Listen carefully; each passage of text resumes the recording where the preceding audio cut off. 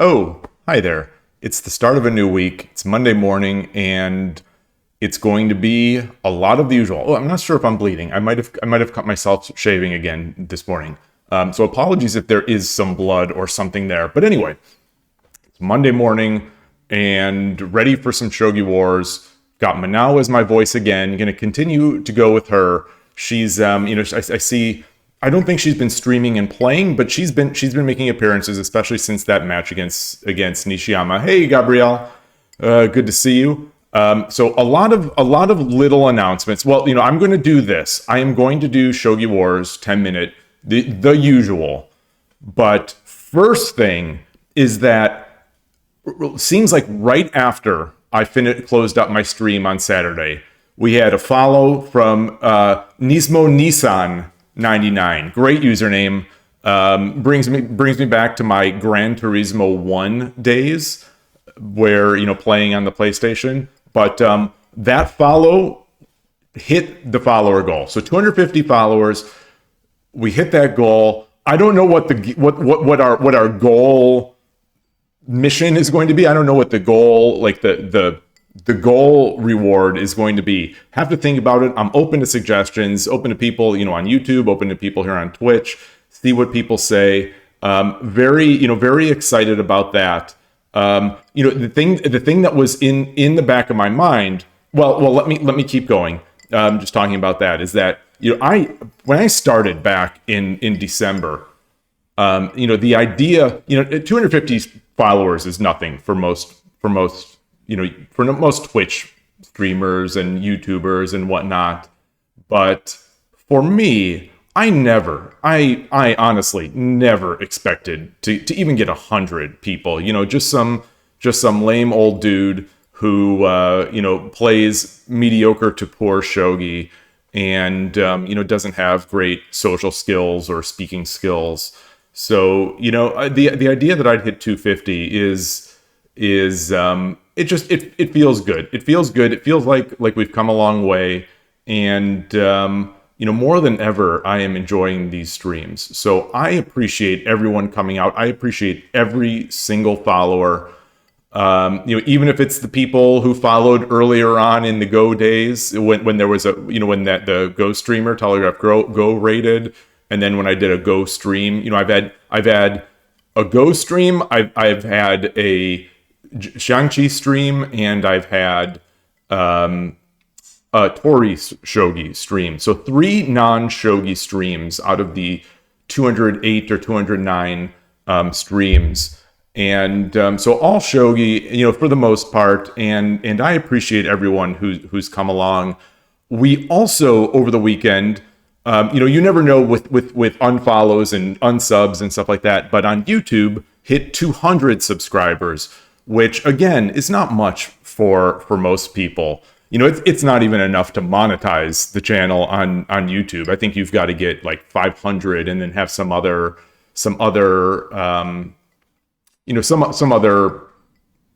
I'm thinking of IM norms. You need to have 500 subs on YouTube and some norms, some chess norms to be able to get monetization there.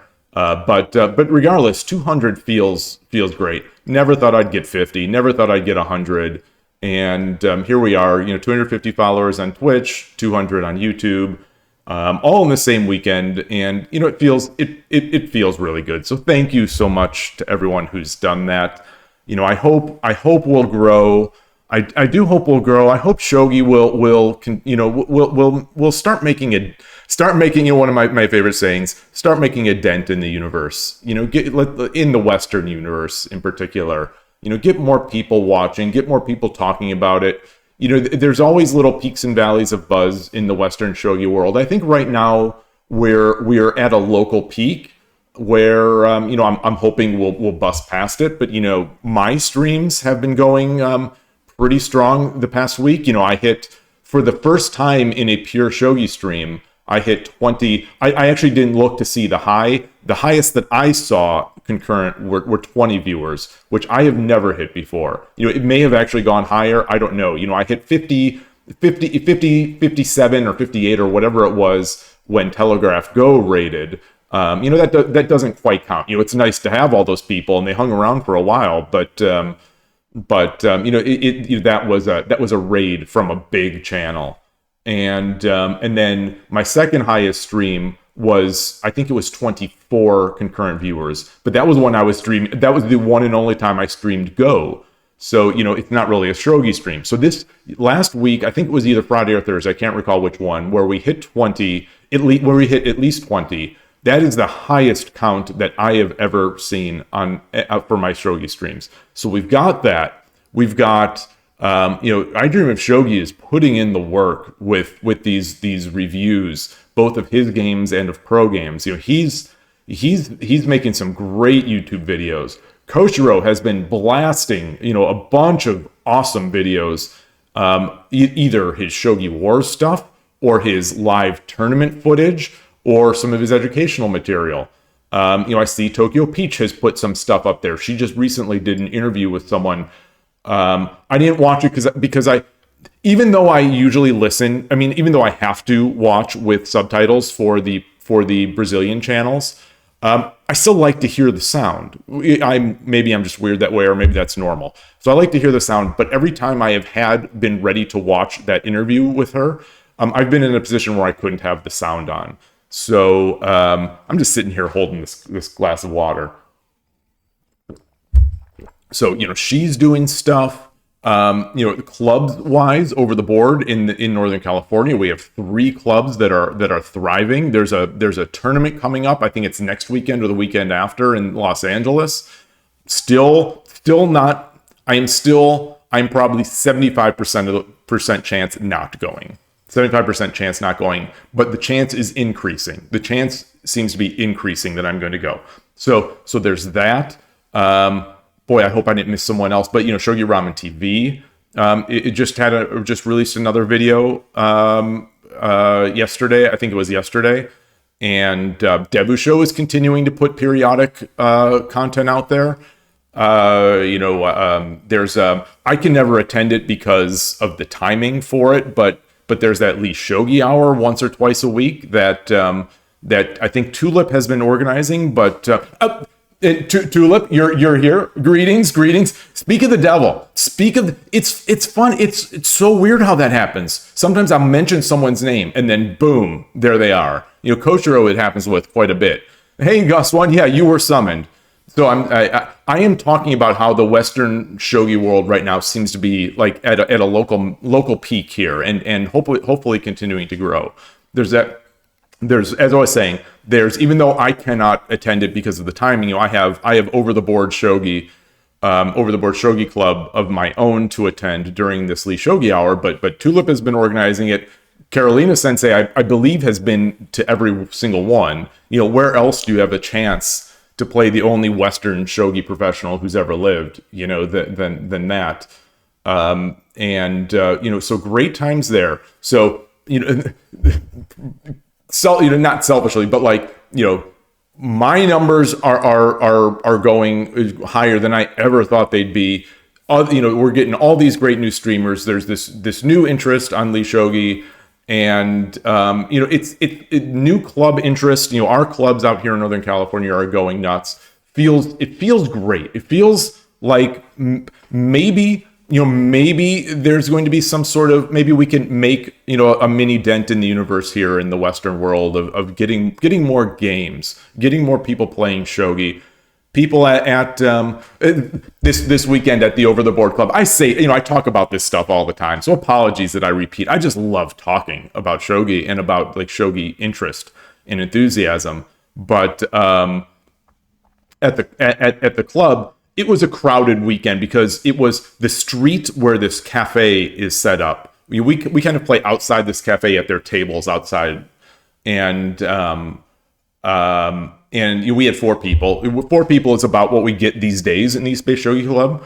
But there was the roads were closed off. The roads were closed off. It was sort of like a festival, street, people walking down the street, buying stuff, lots of things going on.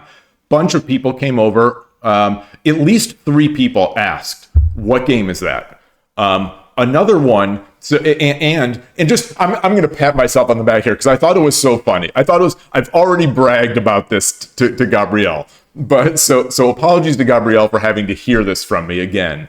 But I was playing a teaching game against one of the new players, a new kid, and I'm very excited about Shogi.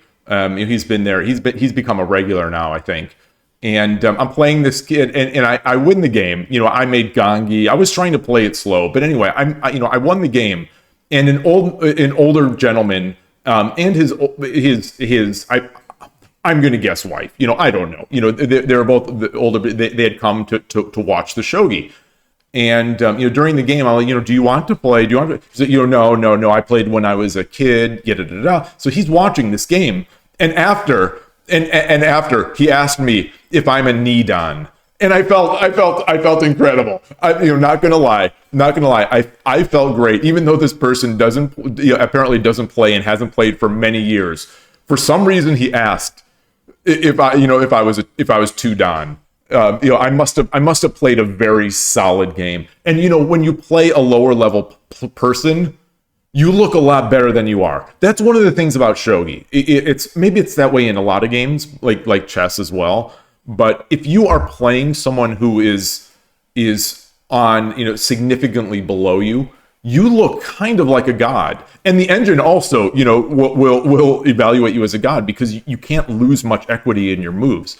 Anyway, interesting times. So you played great games yesterday. I played 4 games over the board.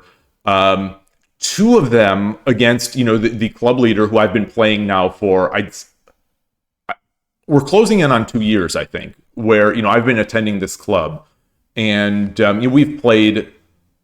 I don't know how many games we've played. I would guess well over 150 games together over the board. We've played, probably more. We played 2. He is one of, as far as I am concerned, I'm biased. I'm sort of a homeboy or whatever, homebody. So I really believe in the people that I know, but he is what I consider to be in a lower an underrated Shodan on 81 Dojo, just to give a sense of his skill, his level. He's what I consider to be in underrated, potentially dramatically underrated Shodan. And so we play a lot. He mostly wins. And he won. We played twice yesterday. He won both games, but they were both, as far as I'm concerned, great games. And I had my chances. And for one of them, when I was reviewing it after the fact, I was really kicking myself, hard because I missed a real, not a win, but I missed a real chance at winning. And it's right in my plan. It is make Tsumero threats. Make Tsumero threats. Keep doing it. I just completely missed it. So anyway, we need Ghost 1 stream to teach us Aifuri Bisha. Ghost 1 still, I think most of the times against me plays Migi Gyoku. But so there's that. Things are going well. Coming out of the club yesterday, I thought this is a story again that I told Gabrielle. I am going to play 81 Dojo. I'm going to rank up today. That's what I said yesterday. I am going to rank up. I'm playing at my best. I'm going to rank up. And, I tried, because like I've said, I'm a weenie. I sort of handpick my opponents a bit. Like, I don't play those players that have 10,000 plus games and, they're 1Q and they have 10,000 plus games and, they have high winning streaks of like 25. I don't play those players because something smells fishy to me. So I don't, I try to avoid that. So I handpick mine a bit. Anyway, long story short, nobody accepted my challenges yesterday. So this morning, still feeling good. You did well on my mate run, which I do every morning. And so I played a game and someone accepted my challenge and I won the game, which put me at 14.99. Great for me, a great game. A great game. Engine bears it out. It was a great game. These games, I'll talk about this later. Just a real solid Urshin or Ryu, game. And I'm like, all right, should I do it? Should I go for the Shodan, or should I just go in, play my stream and then take another week of leveling up, because I feel like I am increasing every week. And I thought, maybe I should just wait a little bit more, because if I lose, I'm going to drop a bunch, because I'm playing, maybe I shouldn't have. Because I usually play 15-60. It gives me the most amount of time to think, or 10-30. Both of those. It gives me the most time to think, but also it counts the most. Where it's part of their rating system. Like the 0-30 games don't count as much as a 15-60. There's like a 1.2x factor when you play 15-60, where you get more rating points for a win. Anyway, I thought, all right, I'm gonna do it. I'm playing well. I played great yesterday. I'm going to do it. And the opponent I was playing was I'm pretty sure, I don't think I'm confusing the first and the second player. It said, pure static rook player, and I thought, good. This is what I want. I want a pure static rook player, and I'm going to do Urshin or Ryu, and I'm gonna put it in the hands of fate, and hope that he blunders, hope that he times out, hope that he makes an illegal move. That's the thing about 81 Dojo. You can always hope for an illegal move. And instead he goes into third file rook, which is like, oh boy, I don't know anything better than I know third file rook, going against third file rook. And well, I've got the game. I don't think I'm confusing it. So hopefully I'm not being an idiot and confusing the first and second game. No, okay, here we go. And right here, I'm thinking, oh, well, let me switch my scene.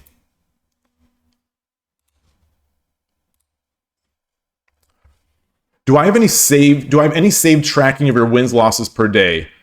Oh, no, I don't. In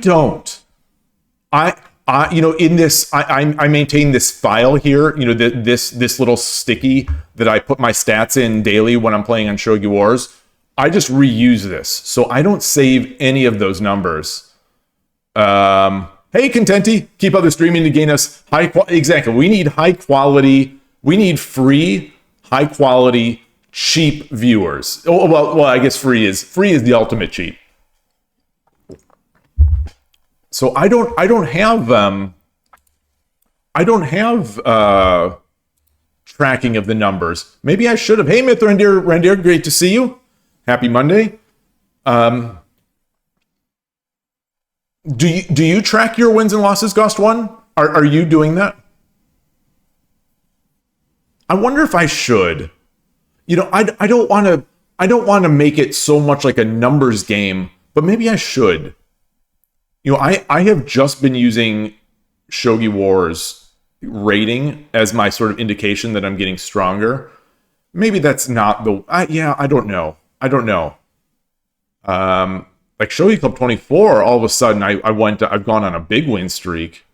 Okay, I track all my games. I absolutely track all my games. I don't track the counts, but I have 81 or Lee Shogi studies. I have my East Bay Shogi Club games, because the leader of the club records those games.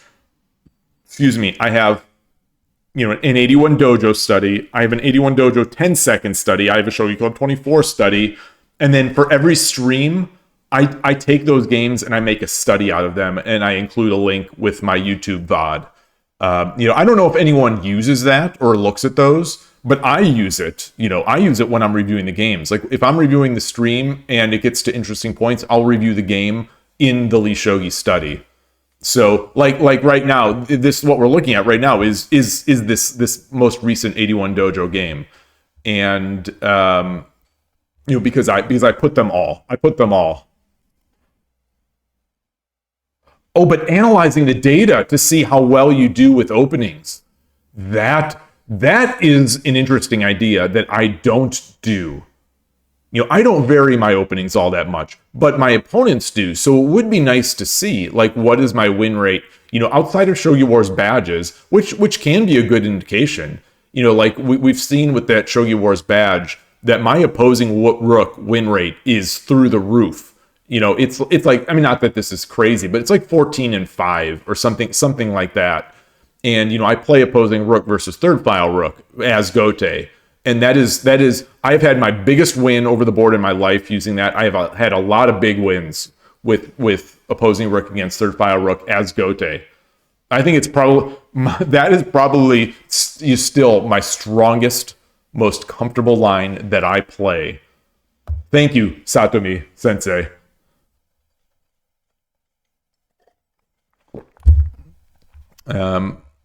Gabriel, you're starting to think that your Ishida win rate is better than your static rook one. But you don't play Ishida against consider. Yeah, so that's the thing. It's hard. That is one of the things that's hard to evaluate. Like on 81 Dojo, I win games against some third file. Like this game we're playing. Spoiler alert, I won. I think I already mentioned it, but spoiler alert, I won this game. Against third file rook.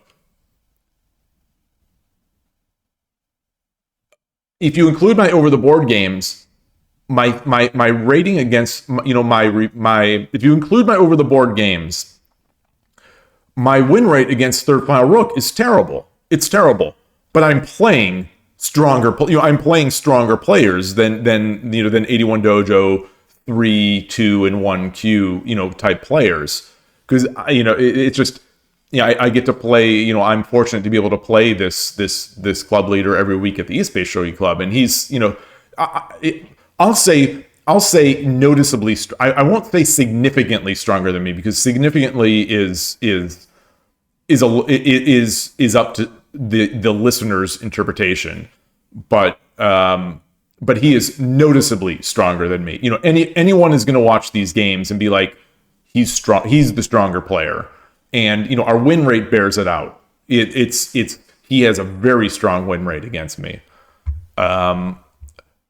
Yet I still consider this one of my best. I still consider this one of my best matchups, because I know it so well. And when I play someone who isn't him, I wreck. If I play someone in third file rook who is lower or sort of equal to my level, I wreck them. I mean, I like a lot.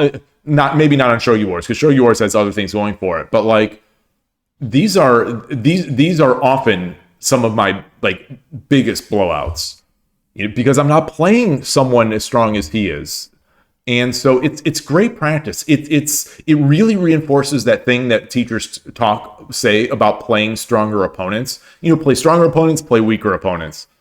I guess that's sort of cliche, I get. I mean, like, first thing you need to do, play stronger opponents. Second thing you need to do, play weaker opponents. Third thing you need to do, play people at your level. It's like, well, of course, that's all you can do.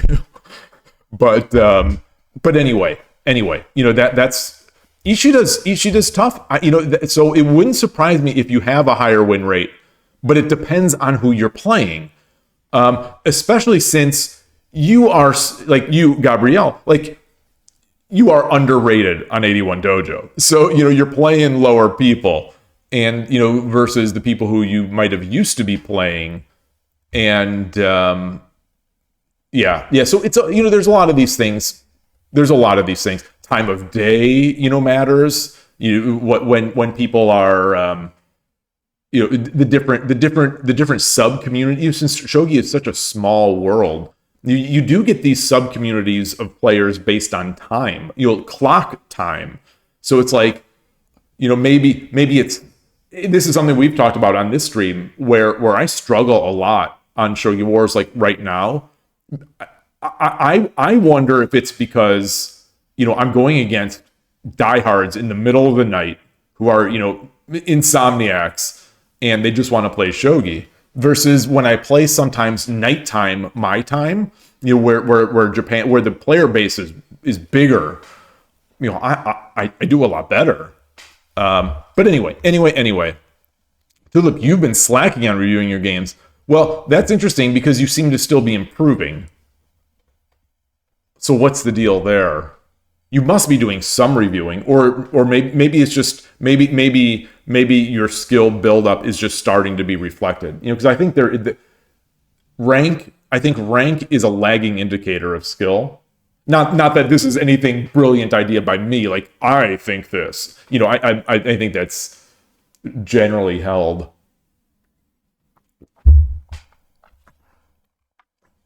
So Ghost One, you analyze by strength, Sente or Gote, time controls, opening, different ratings. Oh, that's awesome. That's awesome. That is fun stuff. So if you're a programming, math, programming nerd, math nerd, stats nerd, I'm not a math nerd. I'm a programming and stats nerd. I love both of that stuff. My math has never been like, I'm not bad at it, but I've never been like, I'm not a math guy, but I love stats. I love tracking numbers. I love programming. I love databases, all that kind of stuff. Okay, so Gabriel, you've been playing Ishidan Wars late only. Okay, but you're Shodan on Shogi Wars, and Shodan on Shogi Wars, as far as I'm concerned, is pretty darn good, and you're playing pretty strong players. Pretty strong players. Contenti, you checked your opening stats on Shogi Quest, but there isn't a significant difference between Ibisha and Furibisha. Only you are abysmally bad at Yagura. Yagura is deceptively breakable, I think, depending on how it's played in the order or what the opponent's doing. Hey, Coach Hiro, great to see you. You played at 10 to 13:20 Japan time on last Shogi War session. It felt like the opponents were strong. Okay, so that was peak. I think that's peak time of Shogi Wars players. But then again, you're playing extremely strong players.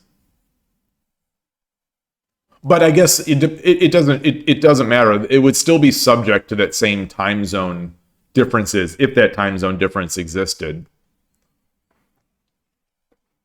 Yeah, it's interesting stuff. It's really interesting. I think some of it, yeah. Like, I'd like to, I was going to say maybe I should start tracking more. I don't know. I think I'd rather spend my time doing more Tsume if I'm going to be doing sort of that kind of work. But I'd also be nervous that I'd be that some of as shogi is a mental game, obviously. I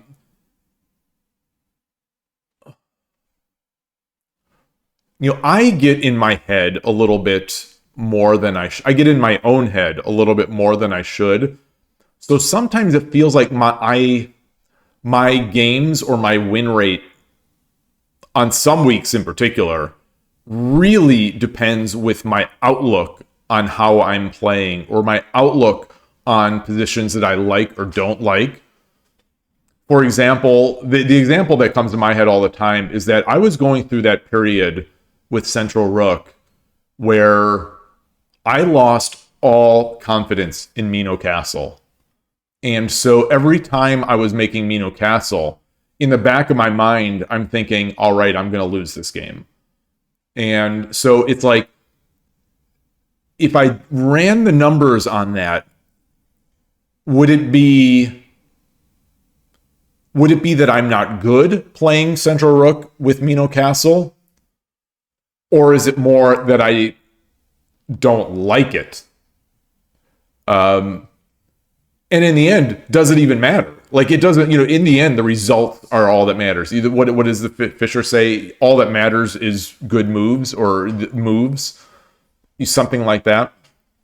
So I don't know. Urashino Ryu came along for me I think in the perfect time, because I think I was stagnating a bit with my opening. The only time I was really enjoying my Central Rook games was when I was making Anaguma, because Mino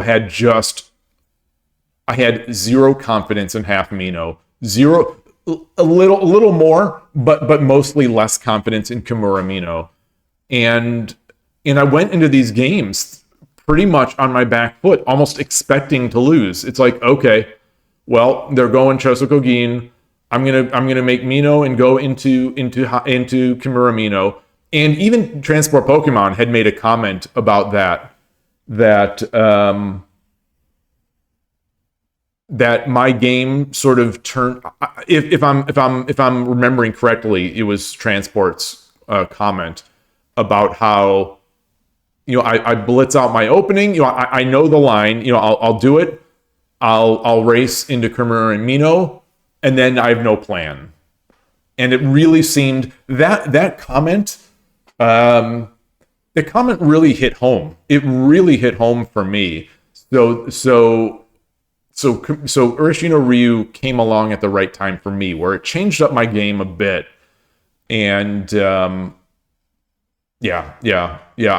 don't know where I'm going with it, but it gave me a little bit of a shot of confidence, or at least a change of pace, so that I wasn't playing something I had zero confidence in, which was half Mino and then Kimura Mino. Gabrielle, apparently you have 83% win rate with Haya Ishida. Haya Ishida is double pawn push first, quick Ishida essentially. Double pawn push, then rook 3-2 or 7-8.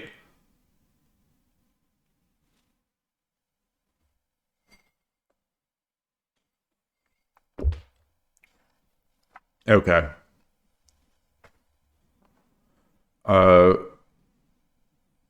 Goswin, in your case, you started tracking games because you felt stuck and didn't know exactly what to study. This is basically exactly what I was just saying. This is the same thing I was saying. I felt stuck.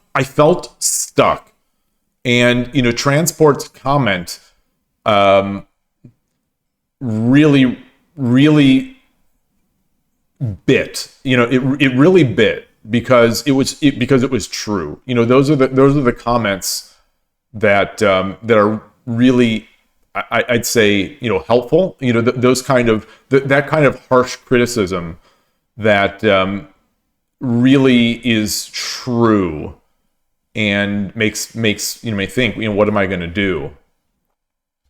Meanwhile, I had been really enjoying my Anaguma games and doing well. I had scored the biggest online win of my life with Central Rook Anaguma versus Ibisha Anaguma, and against the 2-dan. He was on the border of 3-dan on 81 Dojo. So this all came at the right time. I do have to get back to Central Rook, but the thing is that I don't like that half Mino. And in today's game, in this game that we're about to go through, I think my opponent's his Mino let him down, and I was the one taking advantage of the Mino, and I'm just not seeing it anymore. I am not believing in Mino Castle anymore. I see it, even though the opponent that I play every week builds Mino Castles usually. I am finding that either during the game or in review, that there are a lot of chances that I have against it. And I mean, there's going to be chances against everything, but if he wasn't a superior defender, I'd be winning a lot of these games, I think, by virtue of the fact that Mino might be weak. Kosher, you say my Nakabisha Anaguma is really good. Yeah, you've said that. And I still thank you, and I'm grateful for the comment. I don't know if I believe it, but I think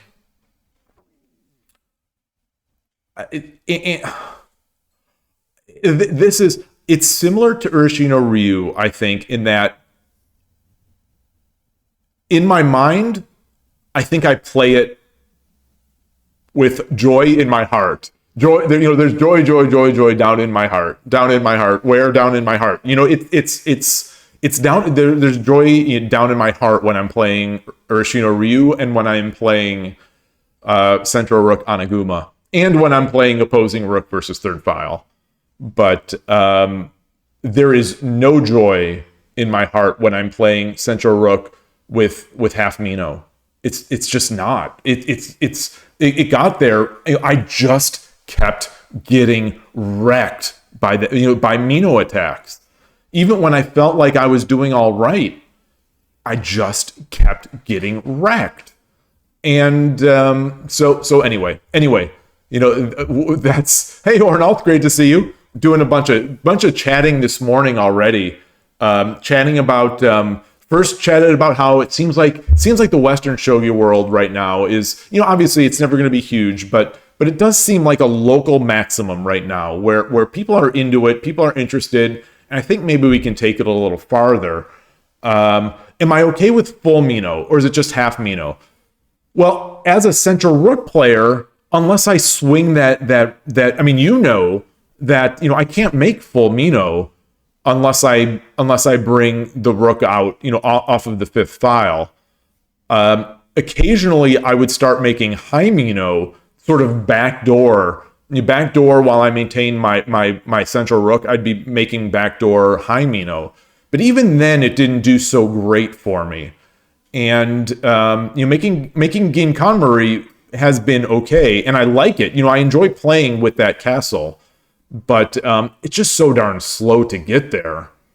So I think that's it. And when I'm playing against, so this is my overconfidence now. When I'm playing against Mino, especially when I'm playing someone at or below my level, I have no respect for it. So I feel like maybe I should have some. But I have zero respect for it. It's in my mind, I'm like, I'm going to tear through this castle. Like it's not even there. And so it makes me not like, it makes me, even when I do say, depending on the situation, I'll take my Central Rook and move it over to the third or second file, and then I'll make full Mino. I don't feel comfortable with full Mino. I've got to get out of it. Just because I have this unfair, and admittedly unfair, I have this unfair disrespect for it because I lose with it so often. It's just, I lose with it so often, especially since my central pawn is pushed. I think that makes it even weaker a lot of times. So you find that so you play a very mobile Central Rook. I mean, as a Central Rook player, you have to be pretty mobile. But as far as that goes, I am probably not as mobile as you. I am usually happier bringing it to 5'9" than I am to 5'6". So things like that influence, I think, my result there. I think because the Central Rook attack with the bishop drop on I guess whatever the coordinates would be, 7, the bishop drop on 7-1 hitting the Rook and the middle, that one is what I call the dream. I love that attack so much. I love making Central Rook attacks so much that I want to keep that Rook there, and I'm emboldened by the fact that I see people like his username used to be Gabriel Angelo BR13 on 81 Dojo. He's now Angelcito. He stays central a lot, and he doesn't range as much as I see some ranging people. He definitely does. I mean, you've got to. You as a Central Rook player, you've got to be able to adapt. But he makes those central attacks so often, and I'm just in awe. And it's like I've got to make these attacks. I've got to try making these attacks. And I'm telling myself, it's got to work, because he's playing 3 and 4 Dons. I'm playing, 2 and 3 Qs. So these attacks have to work. But yeah. So we'll look here. My opponent, who I think was a static rook player in his 81 dojo profile, goes quick Ishida, and I do my this is real. This rarely happens to me these days, this quick, but I go into normal stuff, and then all of a sudden he goes over. He goes back to sort of static-ish, but in front of the pawn. So I'm like, oh boy, here I'm thinking this could be. I'm already getting in my head a bit, thinking, this is my rank up game. Is he taking it easy on me? Or I know that this isn't taking it easy on you, but this feels like a happy place here. Pushes that edge. I push the edge. I don't know if I should have, but I start coming up, protect a little bit, and like at this point, it's interesting, that the eval shows that this is an inaccuracy. I think my eyes when I'm like, what? As I'm playing, and the engine here says it's already negative 8.1 for me, and I did literally nothing. I didn't have to think. I didn't have to think one move here, and I mean, I was thinking, just because it's like, am I missing something? What am I missing? What am I missing? And so, like, push the pawn. This caught me off guard. I wonder how long I spent on this move. Mithrandir, is this called twisting rook? I don't know. That's a good question. I thought twisting rook was in Ibisha. I thought twisting rook resulted in the rook being behind the pawn, but I don't know.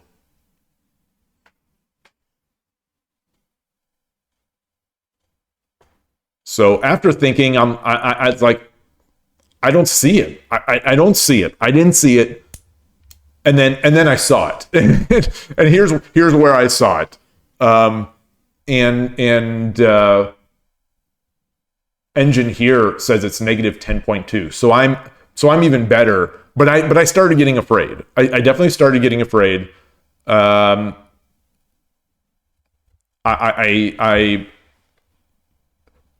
This is what I thought I might do. Take and no promote. Take and no promote. So that if there's a pawn drop, I can take. A pawn drop on the rook's head.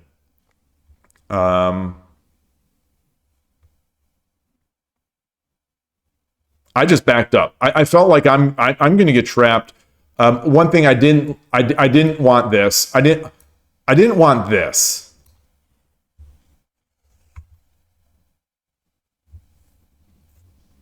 I think it's probably fine for me. I guess it's... That would be good for me, right?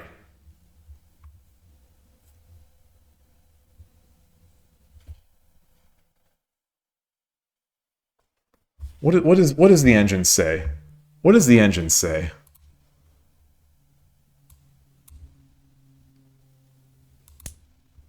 Oh gosh. Okay, so this is a blunder. What's the... Oh, I can't get in if I must have seen this. I must have seen this. Yeah. All right, all right. I must have seen this during the game.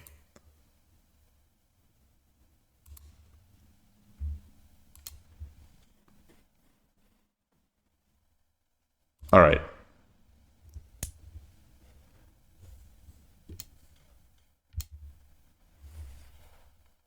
Okay, so I guess I didn't take. I threatened first. The engine said this was better. The engine said this was better. Wait, no. Before. I'm okay. The knight is up. The knight is up. Okay, sorry. I'm misremembering what position we're in.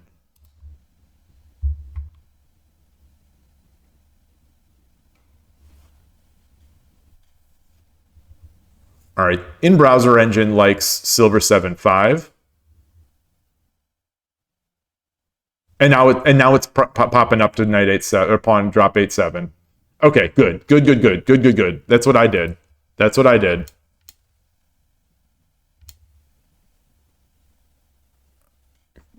I just didn't know what to do. I just didn't know what to do right now. I didn't know how to proceed.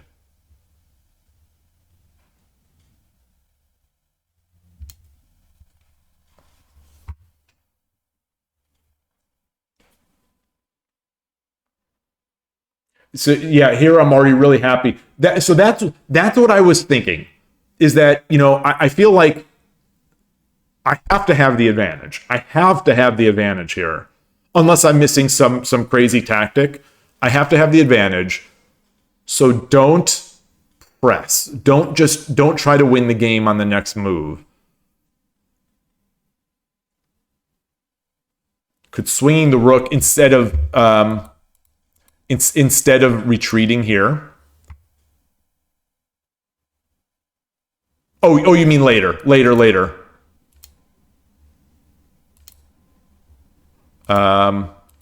So like right here. Well, spoiler alert, I do eventually go there. What is it? Yes, that is the in-browser engine is saying rook 7-2 is the best move right now. By a healthy margin. Yeah. My move is second best. My move is silver 6-2 is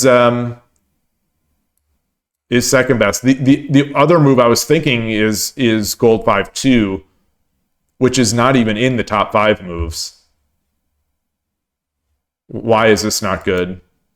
It's not bad. It's there. I guess there are just a lot of good moves for me right now.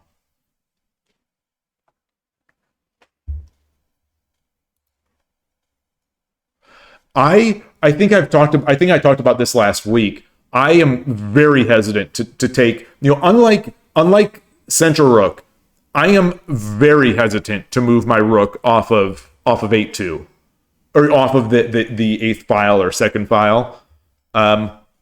Because I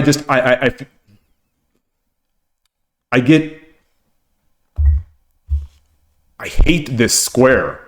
I hate having my rook here living in fear that we're going to have a silver exchange and have that silver dropped here.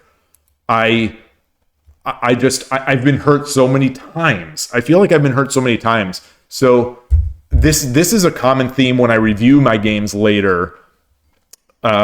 And the engine will often be suggesting a move like rook 7-2.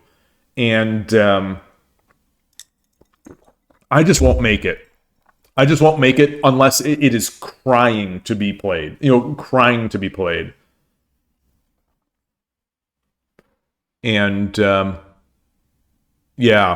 playing less sharp, definitely. But the thing is, when I do that, I sometimes lull myself into this false sense of advantage. Because keep in mind, in my mind, I think I'm way ahead here, but I don't know. I don't know. And for someone, my level, it's so easy to give up that advantage.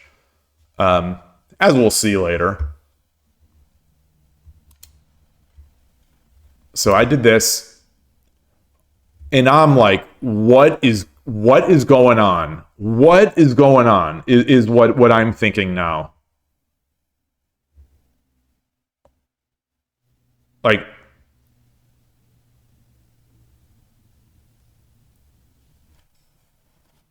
so I pulled the trigger. I pulled the trigger, went over there, and like, this. I'm gonna break in. I'm going to break in on this. This is coming, pawn. And then the engine says that this is a 10, 10 point, which is 1,000 eval bucks. 10-point loss. Like, so I guess this move puts the game into, I guess technically call it winning. So we're still in the opening almost. Like it feels weird. Like we're still in the opening, and it feels like the opponent has just given me like a huge chance. So I dropped the pawn, which the engine doesn't like.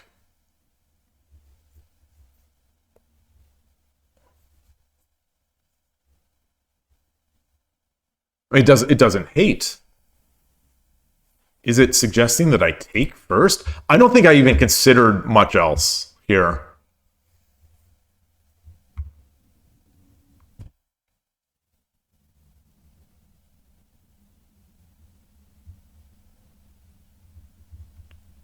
Take? No, because it's double defended. It's double defended.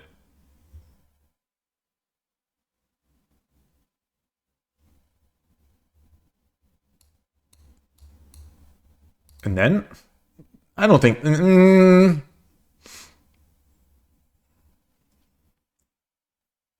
There's a more obviously strong move now that the bishop has left a crucial square.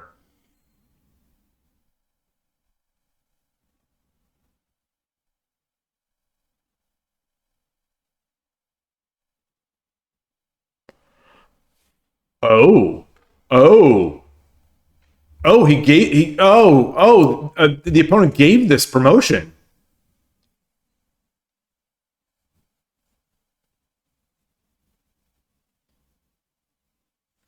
Oh, wow. Oh, that's why it's a winning game. Okay. That's why it's a winning game. At a minimum, that's a free silver.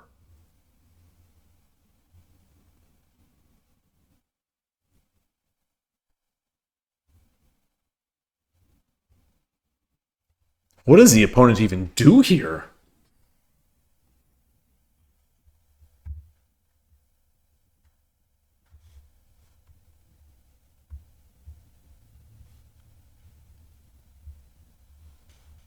They don't. I was going to say, do they drop a pawn? They don't even have a pawn.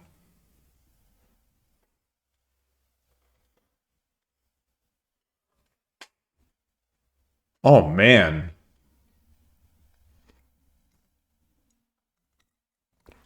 If I make this move... Now, I was going to say, if I make this move, I wonder if the opponent resigns. I don't think so. I don't think so.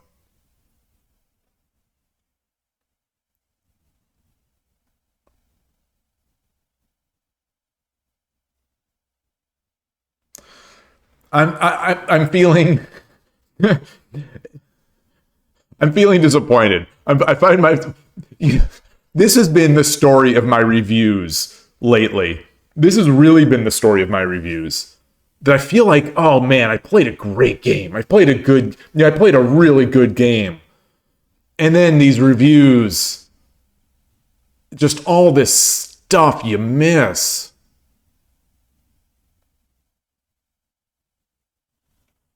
This is good though. Still, I mean, this is still good. This is still good. I'm not going to beat myself up too much. This is still okay.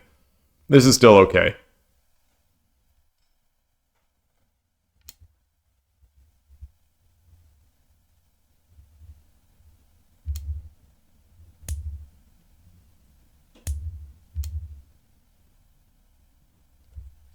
I spent a lot of time on this move. Engine says this is. I guess Engine says this is an inaccuracy. It's back to negative 21.1 now.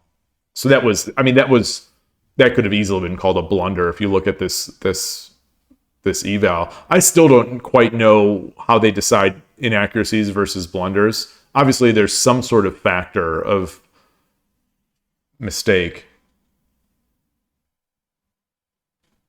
The engine said the best move for them was bishop 5-9.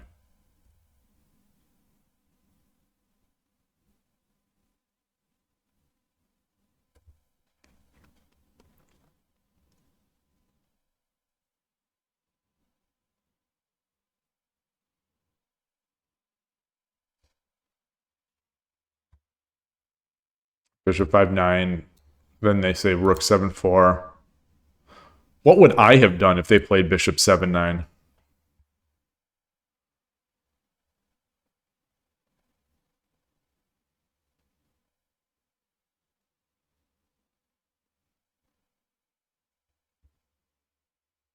I probably would have done this.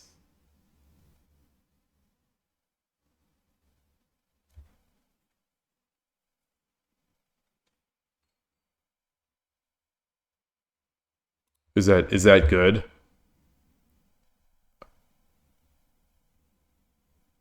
Oh, interesting. Interesting. So the server side analysis engine said that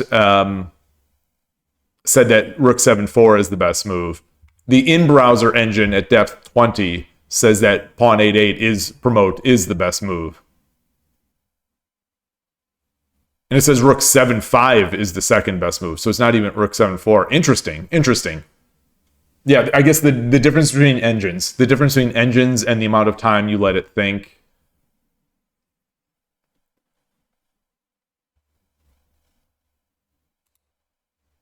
Yeah, okay, so you wouldn't have thought about rook 7-4 either. Okay, I feel better. All right, I don't want to take too much time on this, but so we go. Wait, that's not the move. I takes, mistake, I guess, and now it's negative 43.5. Promote. Spent a bunch of time on this. Spent a bunch of time and still made a move, which the engine thinks is fine. I get it doesn't even dislike. I made a move that I was disgusted with myself when I saw the response. Absolutely disgusted. But it was fine. I still don't understand.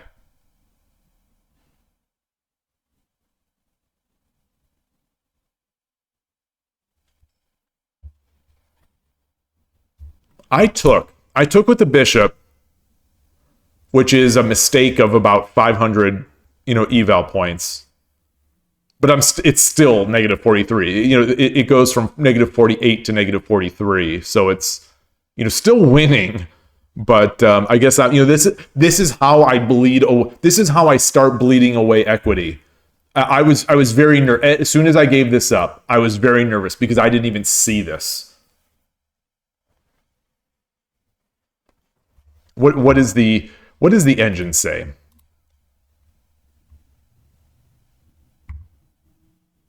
Okay, it likes this, followed by this.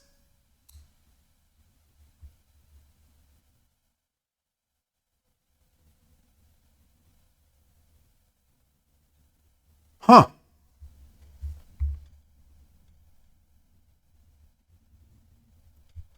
I mean, it's a pretty big difference. But what in the world is what is the idea with this? What is the idea here?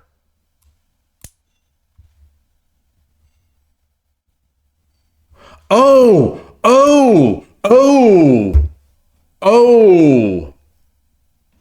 Okay. Oh. Hold on. So I did this yesterday over the board. I did this same thing over the board where it was right here, but I doubled my bishops. And this was in my game yesterday, this was my losing move, doubling it, or one of them. And I could have just come out with this.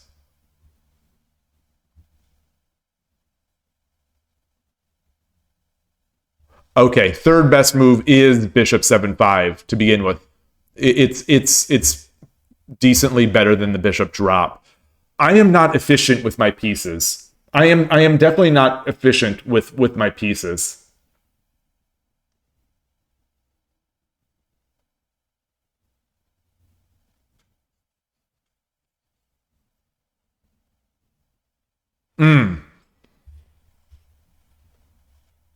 Oh, it's after running more. This is now the number one move, and my move is dropping further down the list. Wow. Oops. I've got to get better at that. So that's a takeaway. That's a takeaway because it happened over the board yesterday. I took. So the take was predicated on the idea. So watch for this later. The take was predicated on the idea that I've got a rook drop here to gain back more material. And here I do it. So this is the Shogi Dad special. If anyone wants, I'm going to leave this here. I'm going to leave this here just in case anyone watching later or now wants to, Sente to move and win.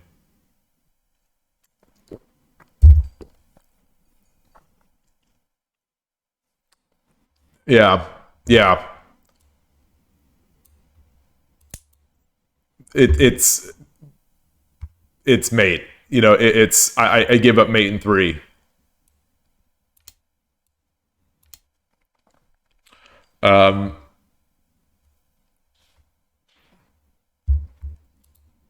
So he didn't do that. My opponent was very gracious. And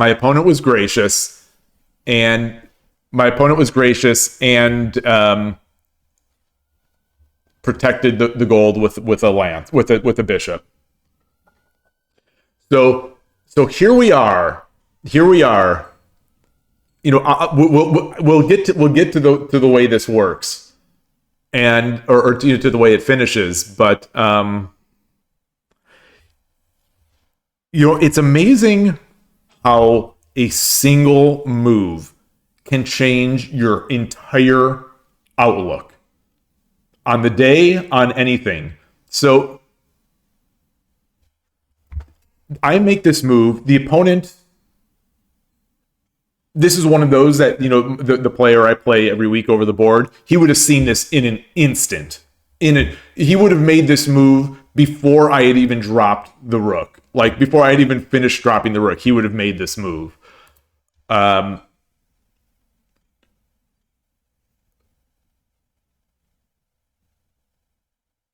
So we go from, I give up mate in 3, and I would have been, not beside myself, but I would have been telling myself, you are the biggest idiot that has ever played shogi. Like, I'd be telling, in my mind, I'd be thinking, you are never going to get better at shogi.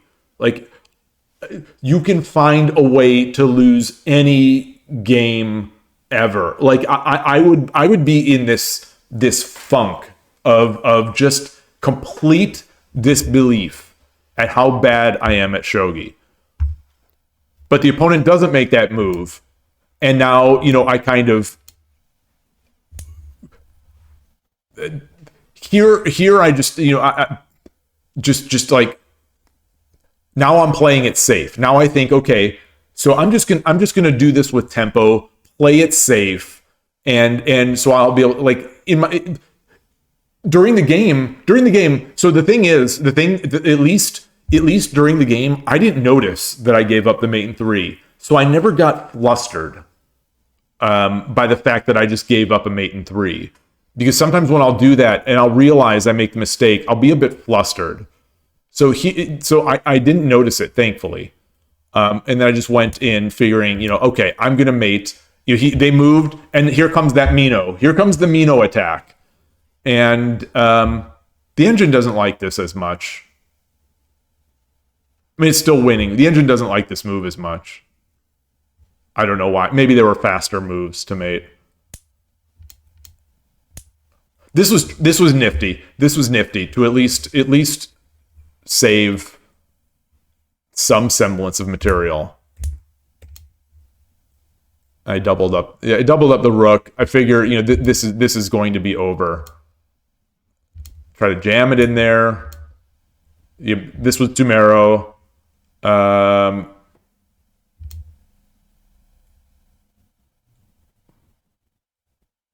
Says checkmate is now completely unavoidable. Maybe I did. Okay, so my next move is it went from -15 to -14. So I guess I made the right move.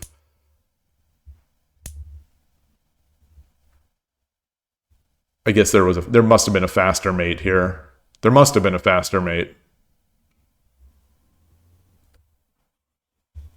Because mine dropped to -20. Rook takes 5-8. I'm never making that move. I am never making this move. What's the idea?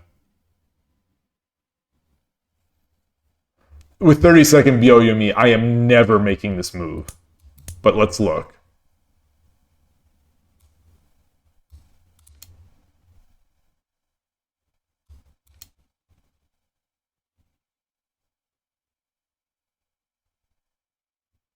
Knight.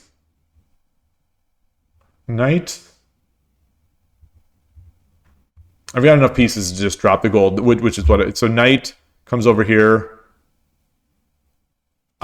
Gold. Okay, gold. There. Silver. Okay. No, I'm never making that. I don't think I'm ever making that move in 30 seconds.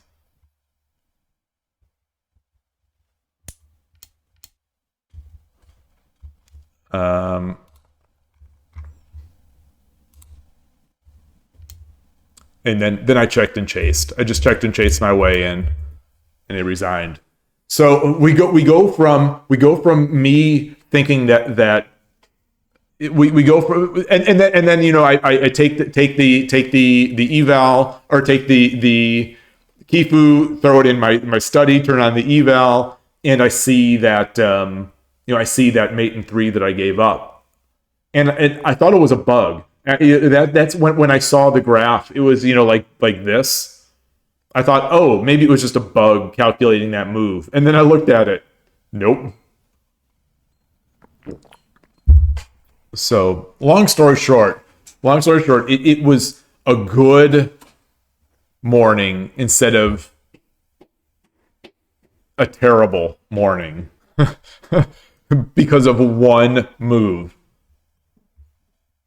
But I will take it. I'll take it and run with it. And now what I need to do is play a 7-dan. Now I need to play 10 games against a 7-dan, 10 rated games against a 7-dan, so I can get that. So I can get the full. You have to play. How does the 81 Dojo rating system work? In order to be able to get that Menjo certificate, you need to play 10 rated games and not get into the demotion zone again. So you have to play 10. So if I play a 7-dan, 10 games in a row, I won't lose any rating points. I'll stay where I am, and I'll be able to get the Menjo. It would be appropriate. It'd be appropriate. So engine probably wants to move the bishop first to threaten mate, and not throw the bishop and knight for the dragon.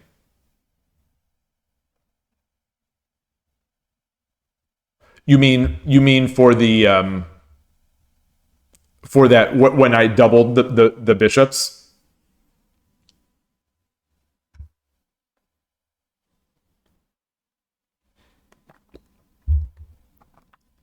And again, this thing of Shogi Wars versus 81 Dojo versus my over the board opponents. There's a difference. There is definitely a difference. Oh, when I dropped, the knight to open the king.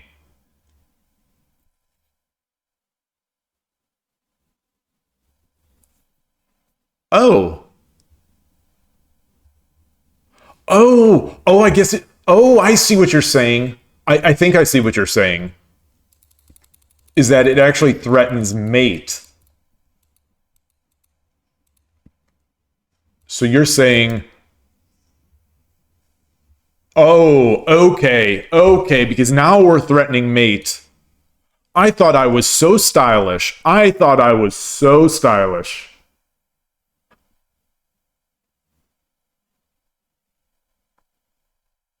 This is a case of one of those where there's two options. No matter which option I take, it's always the wrong one. It's always it's always the wrong order.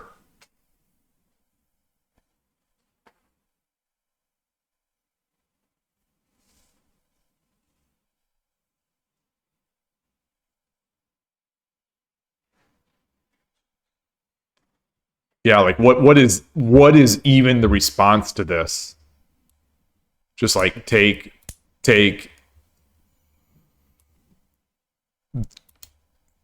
drop.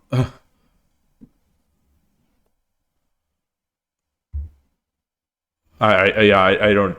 There is no. I mean, in the end, there's really no response because it's going to be made.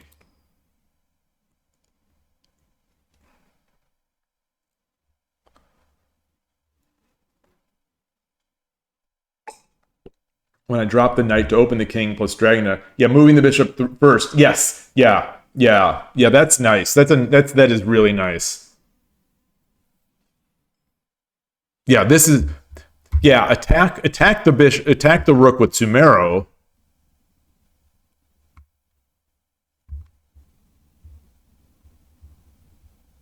Yeah, I mean, I attacked with Sumero as well, but it gave chances to defend nicely. Oh man. No, this wasn't Sumero. This was an actual check. Yeah, so I did not attack with Sumero. The attack with Sumero was better than the check. All right. All right. Well, happy times. Happy times on 81 Dojo. You it could have been in the pit of despair if the opponent had seen that mate in 3. But anyway, time to go to Shogi Wars and have my face kicked in and you come in with full confidence and just get my teeth bashed in. 10-minute games, they are a lot different than I'm trying to transition my scene. They are a lot different than these Byoyomi games. A lot different. Oh, and the 2 games I played yesterday against the 81 Dojo Showdown over the board. The first game we played with our usual, which was 10-minute, 40-second Byoyomi. And the second game we played was not timed. We don't take tons of time for games, but it was good. It was good. I usually, I definitely prefer with a clock, but it was actually good. And I didn't feel that pressure that I usually feel in untimed games. So I was able to think, and maybe I did take too much time for some of them, but we had a good game. All right. Hour and 14 in. Let's get in. I've got Manao as the voice, and going to keep that going. There is a new tournament, a new event. Let's see. It is a new Donkyu event where a cool avatar. I would like this one. I definitely would like this avatar. There's almost no chance for me to get it, but I would really like it. I wonder in my level. I'm going to be in the 2Q class, so I've got to be top 1,000. No, I've got to be top 100 in my class. That's basically impossible at this point. But we'll see. We'll see. Do I have sound? Let's get that sound. Just make sure. All right, here we go. Here we go. Hope for the best. Expect the best. Hope for the best. And get started. It's a good day. Shogi Wars can take me down like nothing else.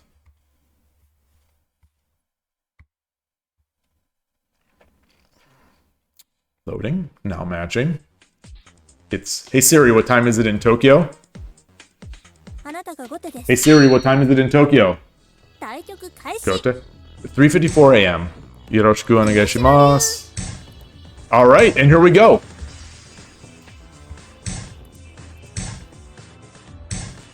Same line.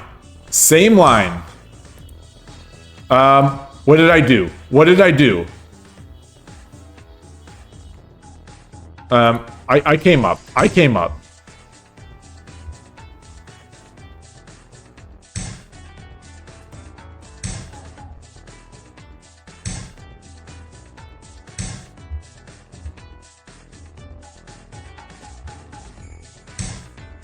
All right. All right. We have Central Rook fan.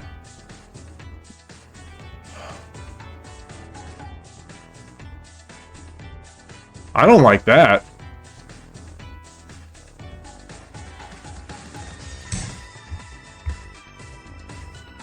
I don't know what to do. This is nobody does this to me over the board. So I feel like I'm now in uncharted territory. I'm going to try to play it similar.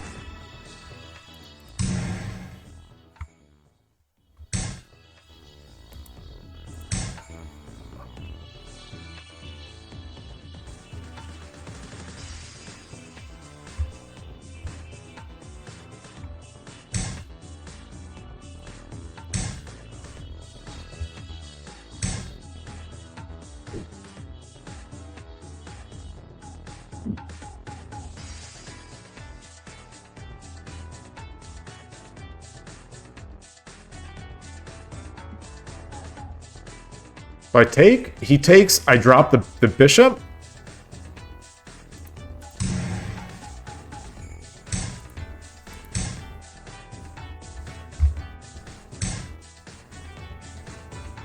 Whoa.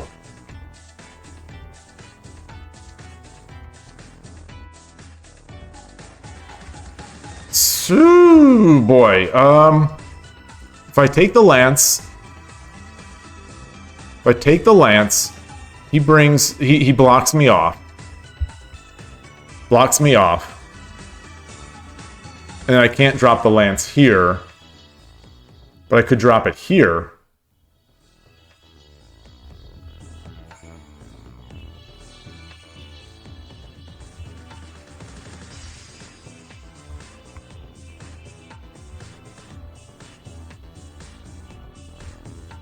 So if I do that, I get the lance. I can't drop. He'll eventually, if I drop the lance here, he'll drop here. I mean, he'll rook 5/5 and then really make his way in. Let's do this. Let's do this.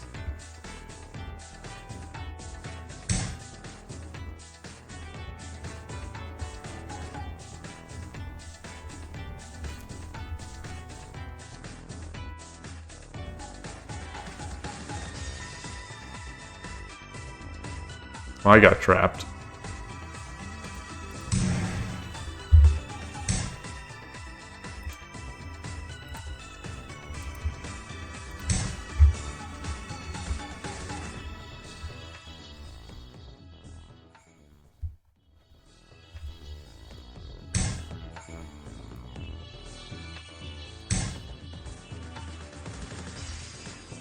All right.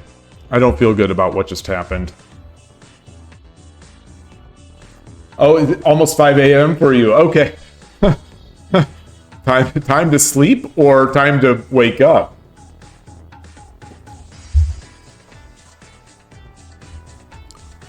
Okay, I didn't burn through all my clock.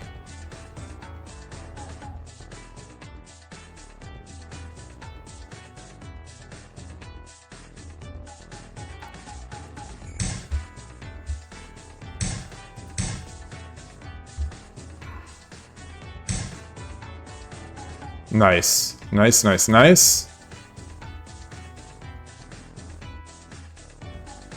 7分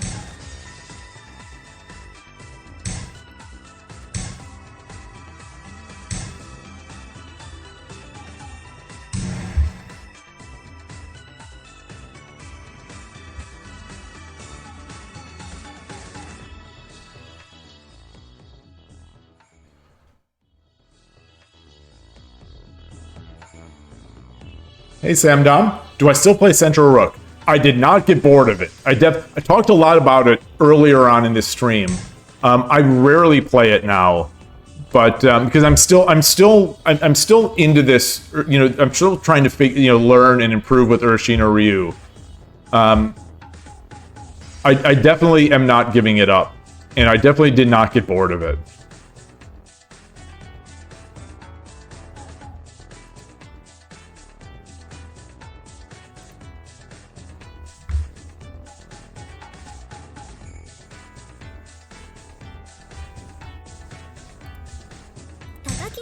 Taki no Hoop.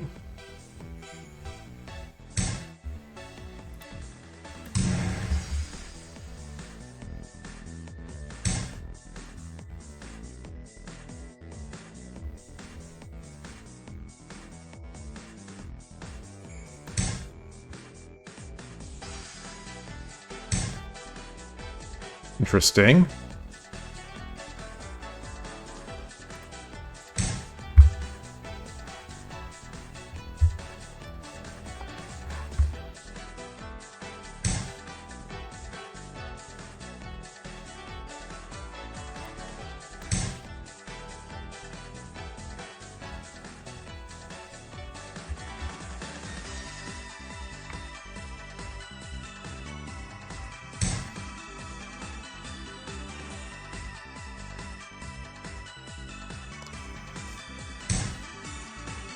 I think this might be dangerous. Okay.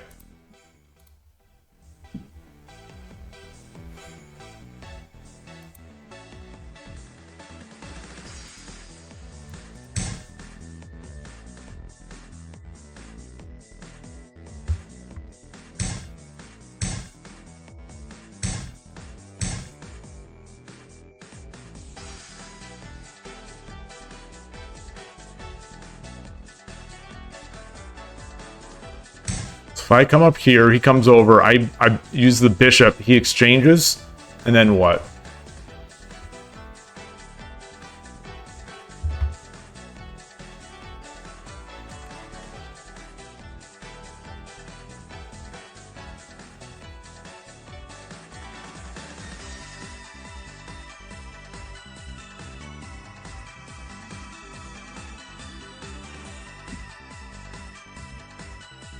Got to be something. I don't want to just. All right. I can't. Okay, so I think this will be it. 5分 Gosh, there's something here. I just don't see it. Bring this bishop. Takes. Silver drop. Takes.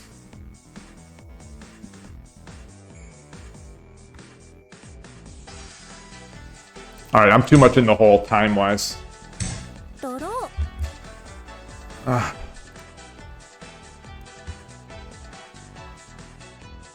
Oh, and I didn't change my scene.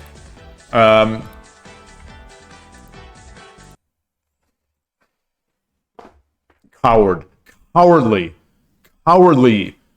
Just cowardly. I just didn't see anything. I didn't see anything better. You know, if I exchange the bishops, I think the bishop was going to just drop right back over here.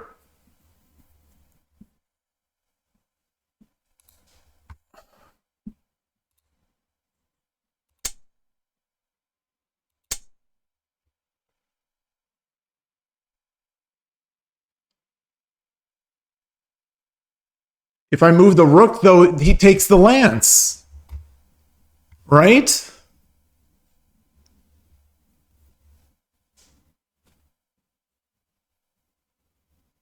Oh, you're saying, oh, so if I go back, he comes up, and then I do this?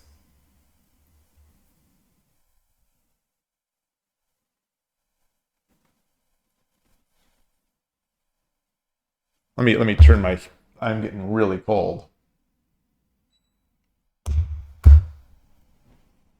Rook 7-2. Like I said in that review, man, I am so hesitant to do those types of moves, especially when the silver trade is an option. But maybe I shouldn't fear it. It worked out last game in the 81 Dojo game.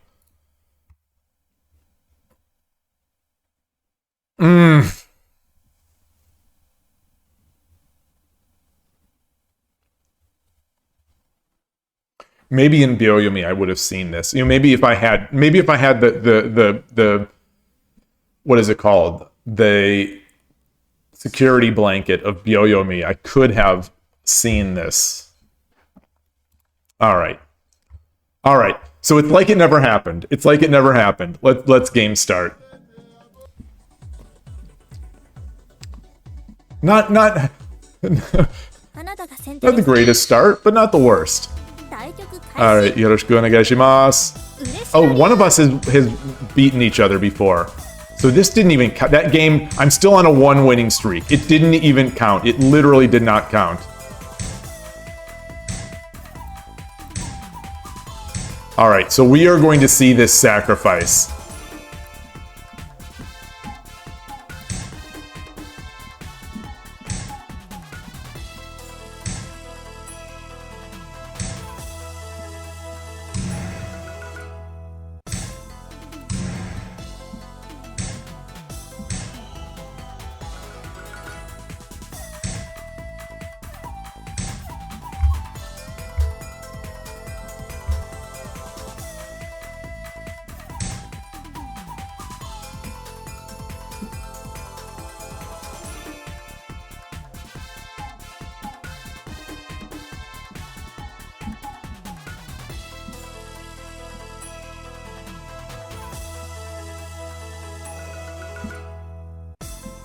All right, let's see what this is about.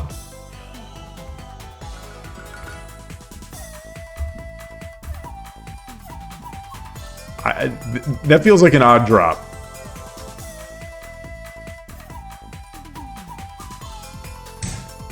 Okay.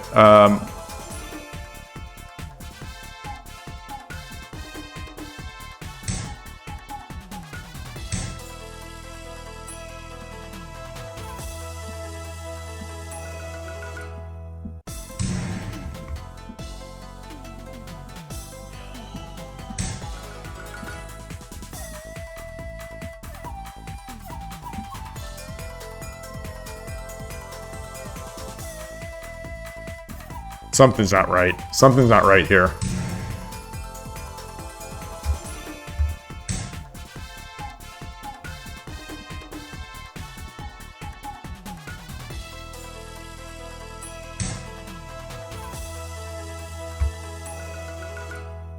Oh, maybe I should have come up.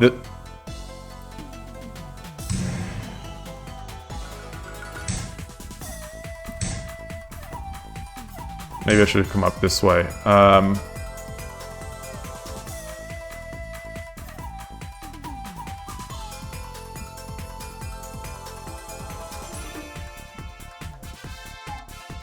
Pawn drop.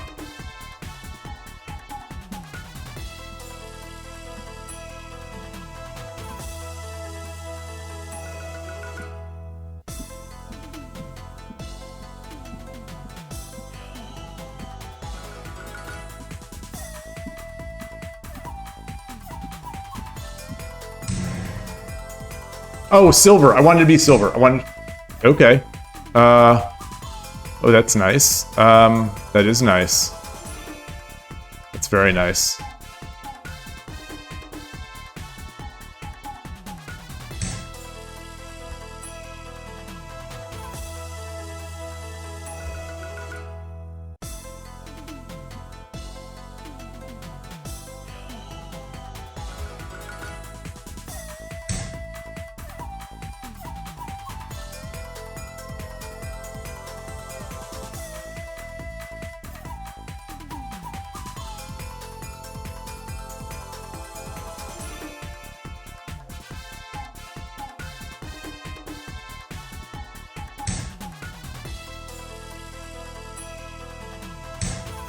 Okay.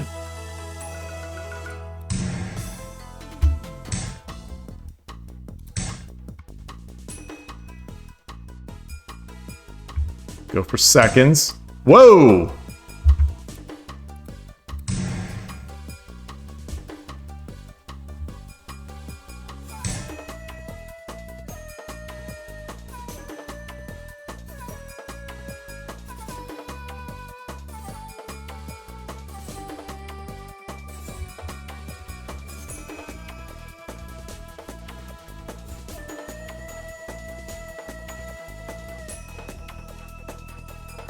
$7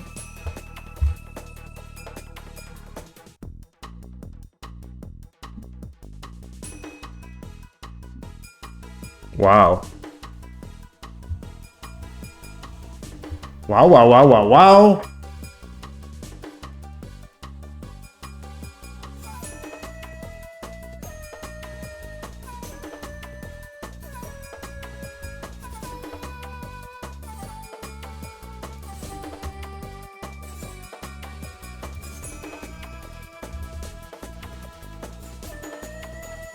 What about gold here? If I drop the gold here, drop the gold here, he takes, and I get this.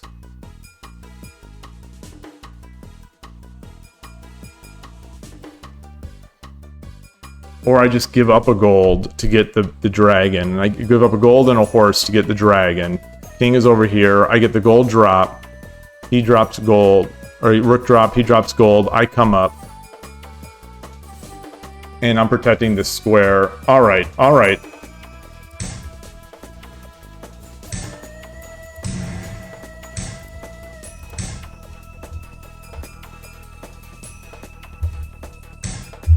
Wow. Wow.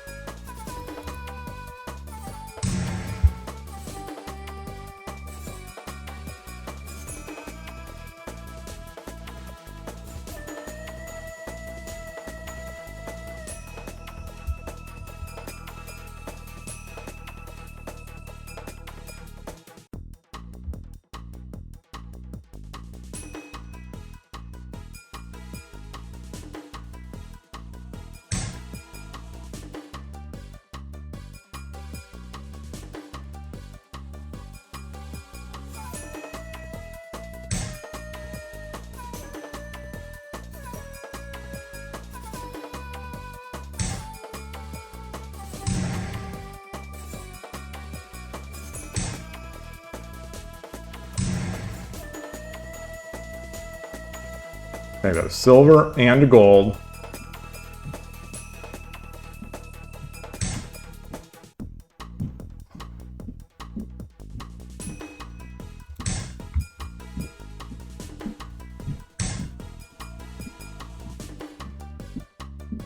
$5 分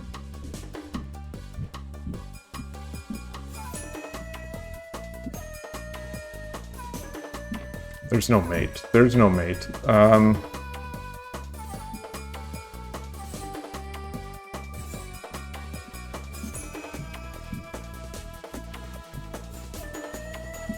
You can block. It's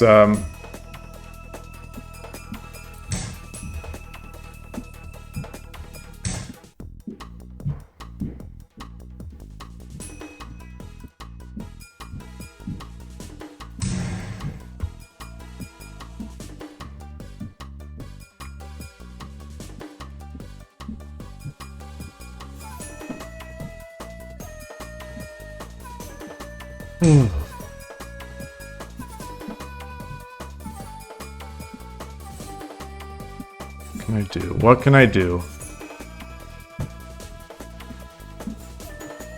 What can I do? What can I do?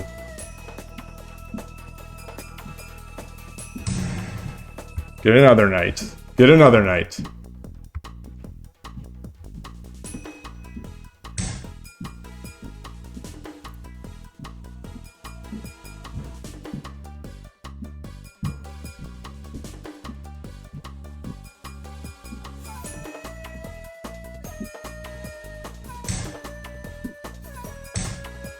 Okay.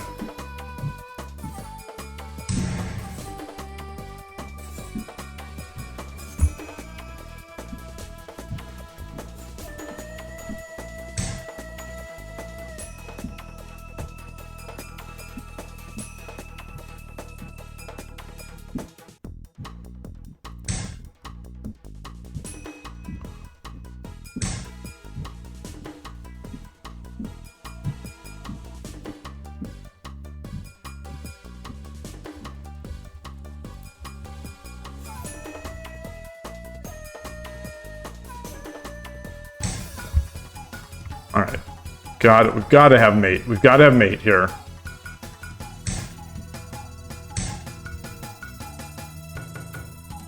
Or not. Or not. Or not.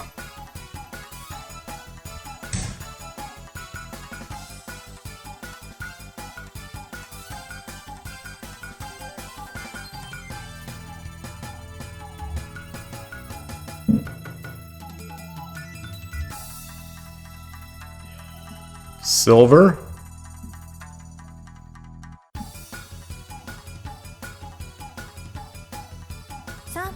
Silver.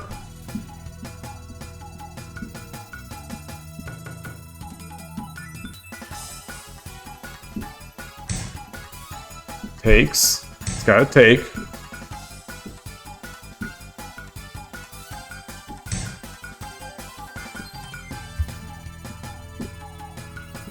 Comes up.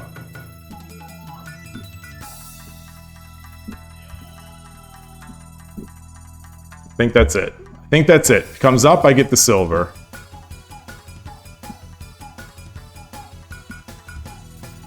This is what I read 20 moves ago. All calculated.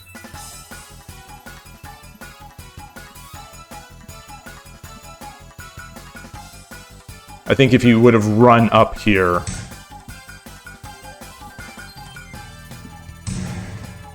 yeah. Arigatou gozaimashita. Boy. I think I feel like I almost let that one slip through my fingers. And I didn't change the scene again. I'm still on the big scene. Oh man. My streamer skill, my streamer card is going to be revoked. Let's see. Okay, so it's I missed the comment about the true bow castle.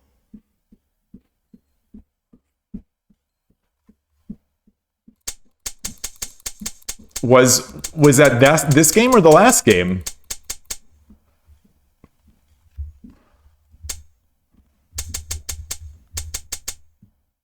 It must have been last game.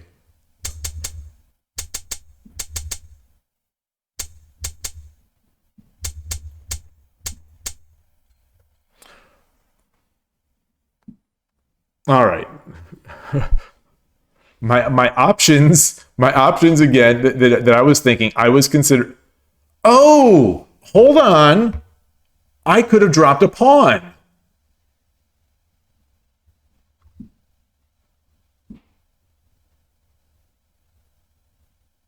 I was debating this.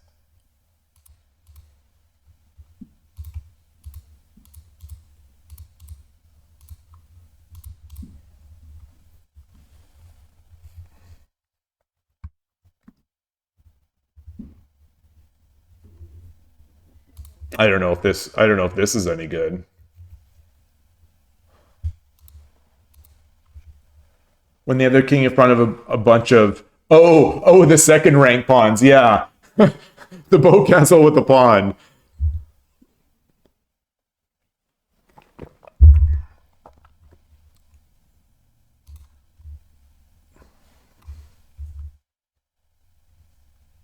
Is there a fancier move? Is there a snazzy, not even snazzy, is there just a better move?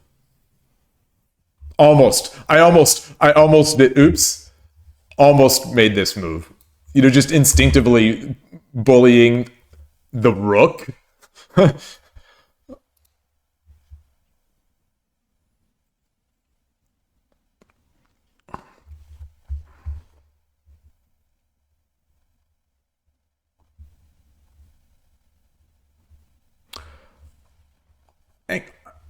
I wonder. I wonder if what I did was right. And now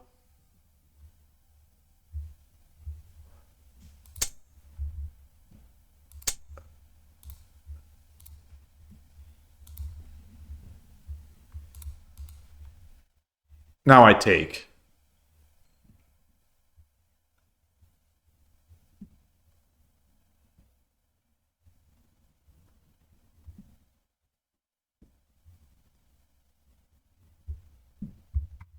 Because this isn't really going anywhere.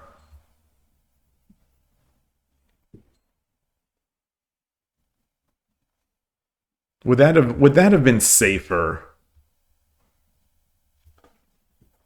instead of just going ham and taking that gold and threatening the other silver? Like, was their attack just?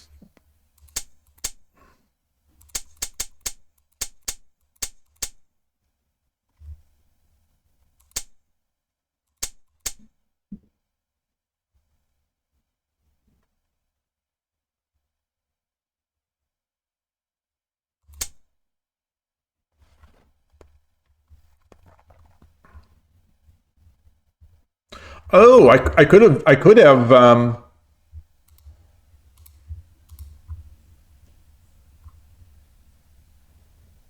I could have done this.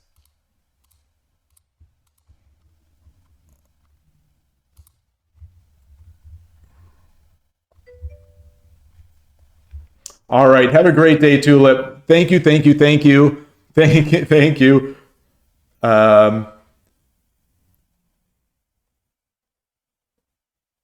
okay. So, Ornoth, you think attacking is fine? Okay. All right. Dropping a silver to cover the front instead of a knight. I was so afraid that it wasn't fast enough. That is the thing that makes me that is the thing that makes me not surround the king, is that I'm always afraid the opponent is going to be faster. I I should have seen it is not Sumero. I should be happy with that. Like, it is not Sumero for the opponent, and then just deal with it.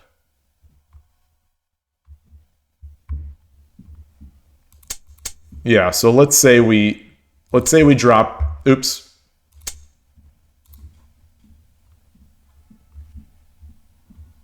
Actually, is it a gold? Is it a gold here? I don't want to waste a gold, but like, is it a gold? Well, that's not Sumero. That's not Sumero.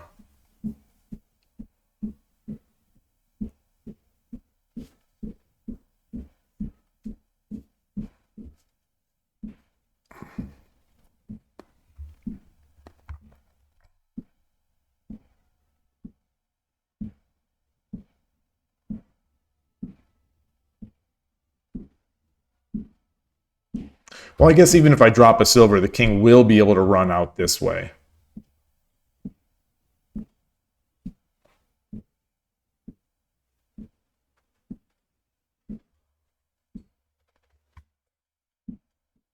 Yeah, saving the gold for mate. Yeah, it does seem better, but this seems so forcing. Ah, why do I keep doing that?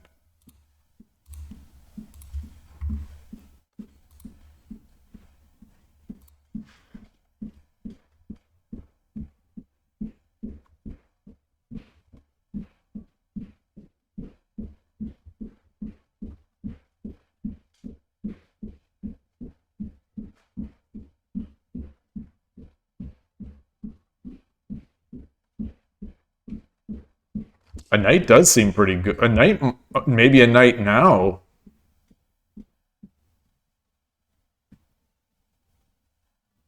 It would protect this escape square.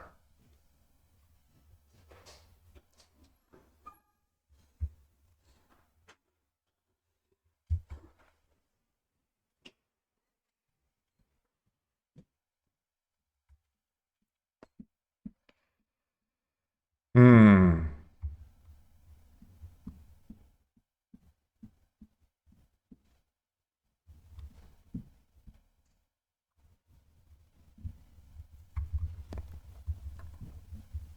Or I could... Is this Dumero?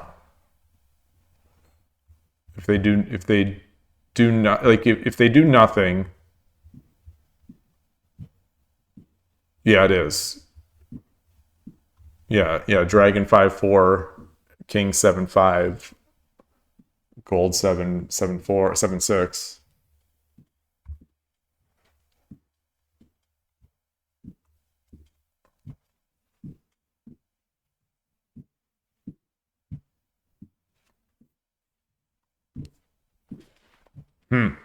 All right. Well, it's an hour 47 in. It's only been 2 games so far, but I need to take a quick break, refill my water. Got my unsponsored green tea. I've got some cold coffee from leftover. I will put this up and then be right back with some more games.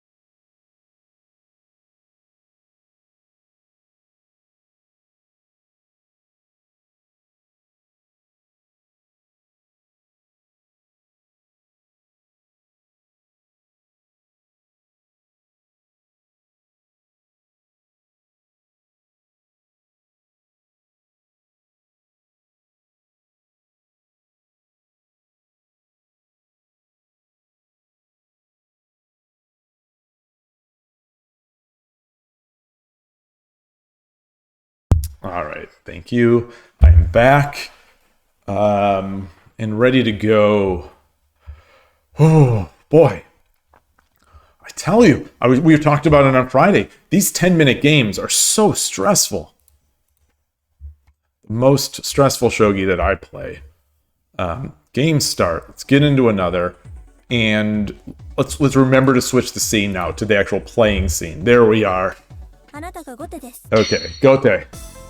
対局開始。Yoroshiku onegaishimasu. 嬉野流。 All right, I'll do my thing.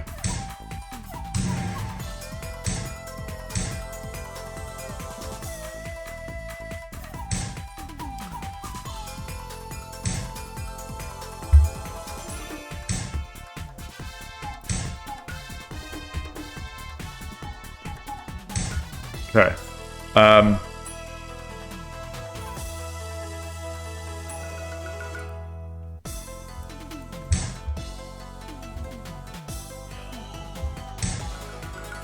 Okay.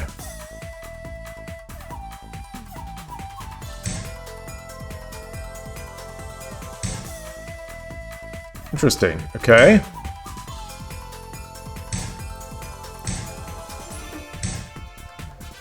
Do I come up with the gold or the silver?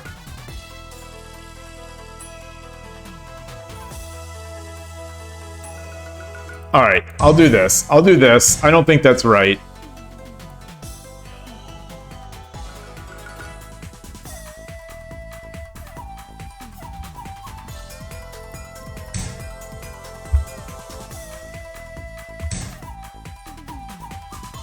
Okay.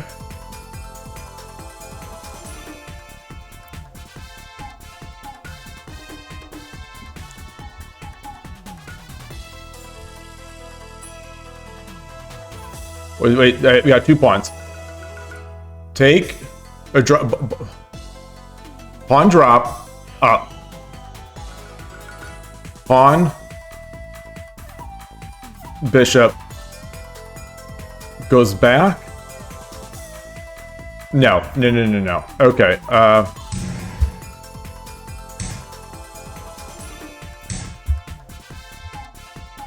All right. Even Steven.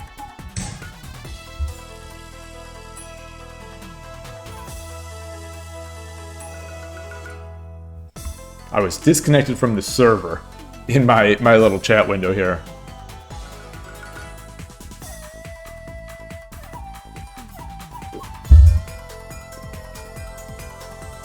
Silver drop is an option here. I don't think it's a great option, but I don't think it's a terrible option. Okay.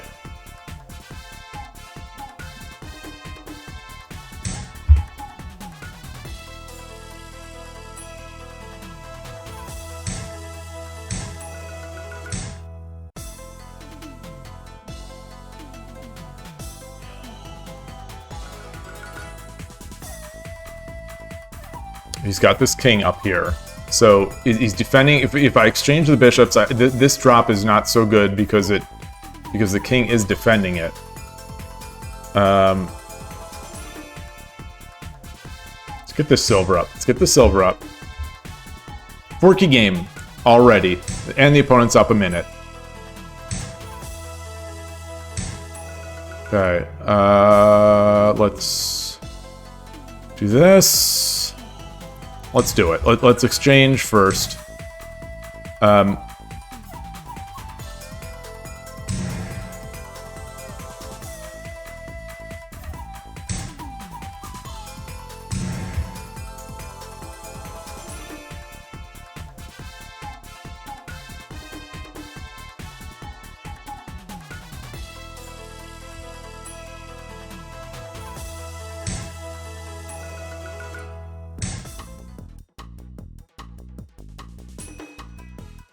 All right. Do I have my edge attack coming?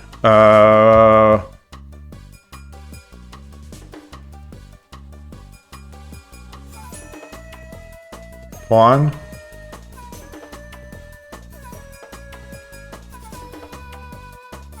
Let's do it. No, wait. Let's try it. Yeah.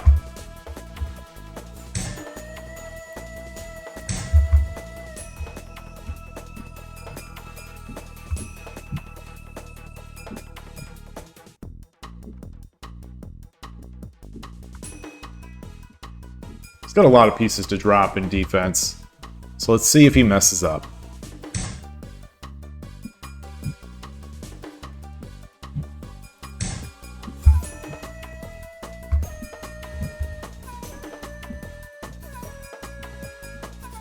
Defends, take.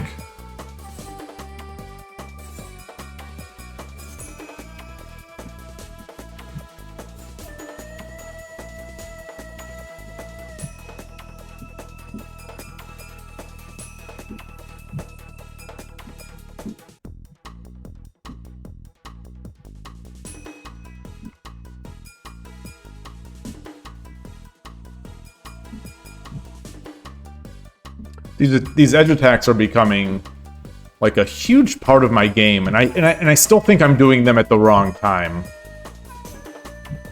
Did it over the board this weekend in one of my games as well.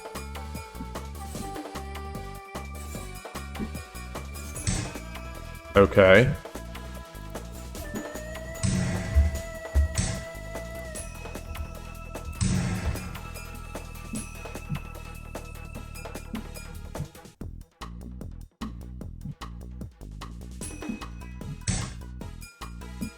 Interesting. Okay, so which way am I going to take? Pawn here? All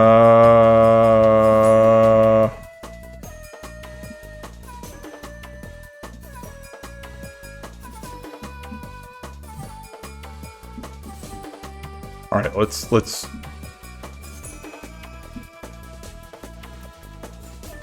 I kind of want to be aiming at this square so I could get that bishop drop. Alright, we'll take this.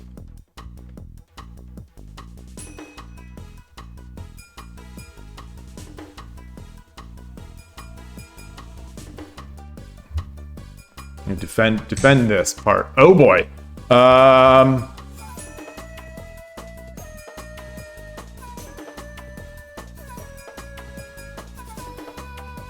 Wow.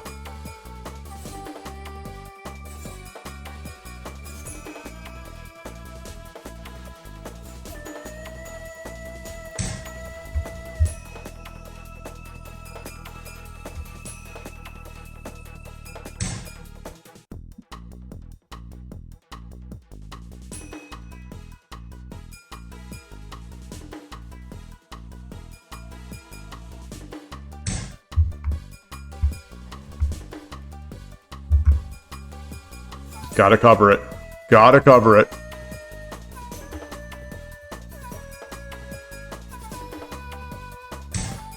Okay.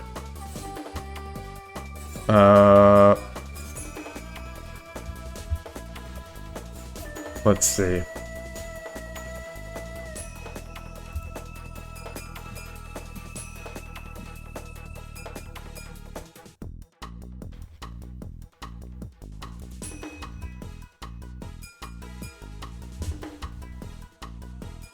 Silver. Pawn.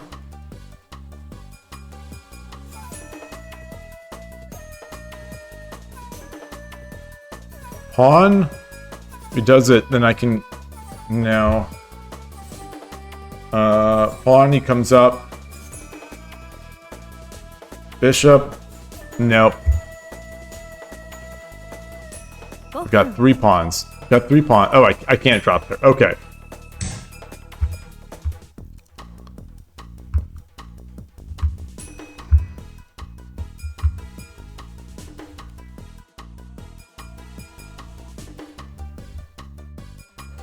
All right. 5 minutes to 6 minutes. Tough game. Tough game. I've got a dragon.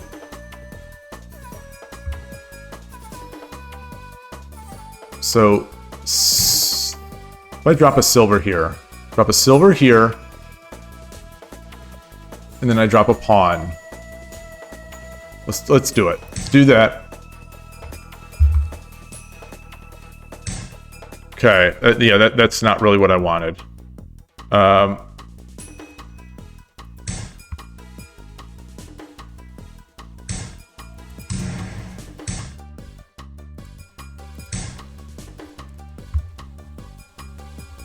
Let's tear up this. Let's just try to tear this area up here.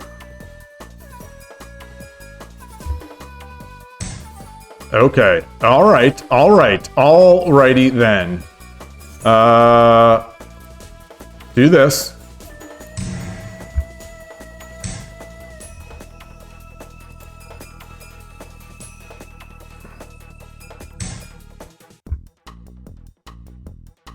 Oh, no, on the rook. Oh,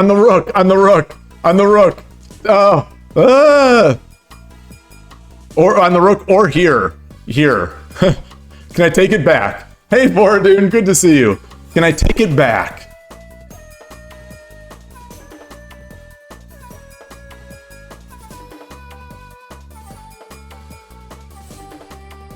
Can I take it back?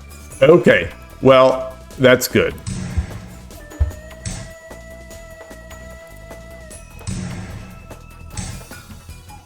Wow.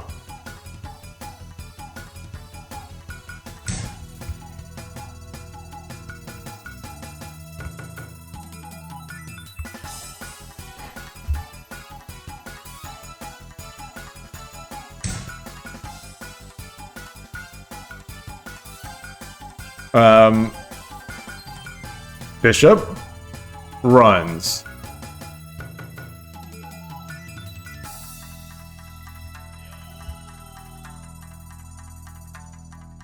Do this.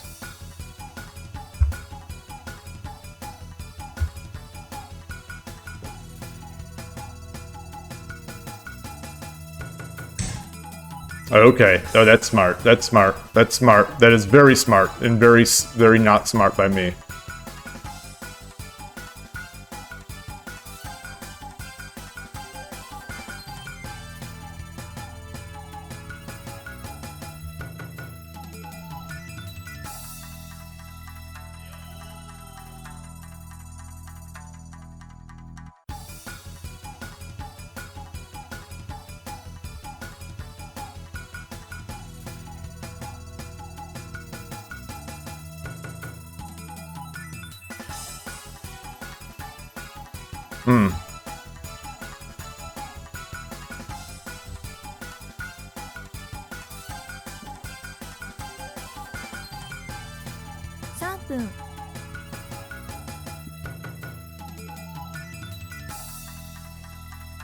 Okay, let's do this.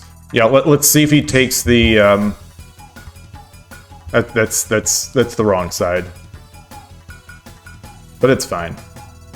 Takes the. I want a lance. Okay.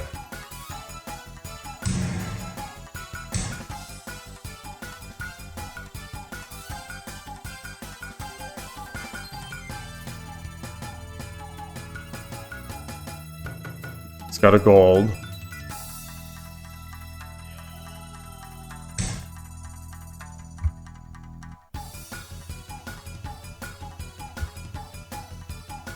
$232. $232.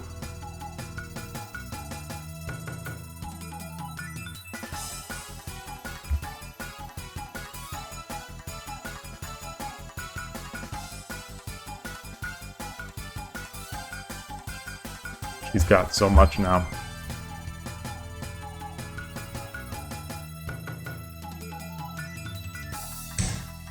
Okay. 30秒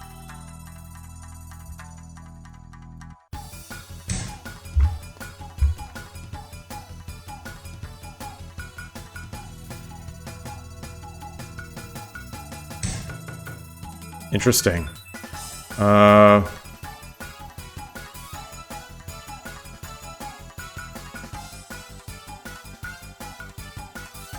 Okay.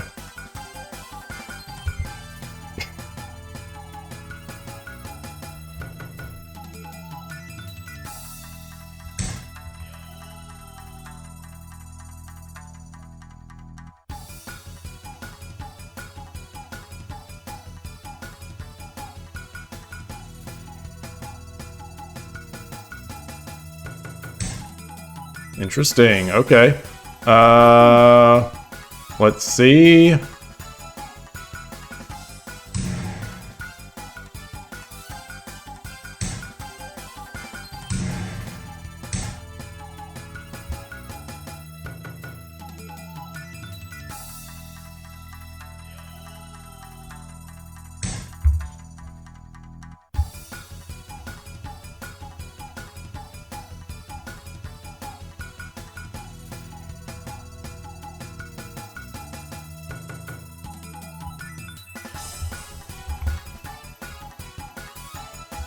I think he gave me too much there. I don't think he had to give that much.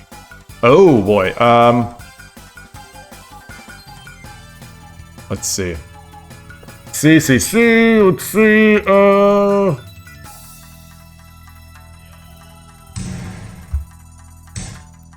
1分30秒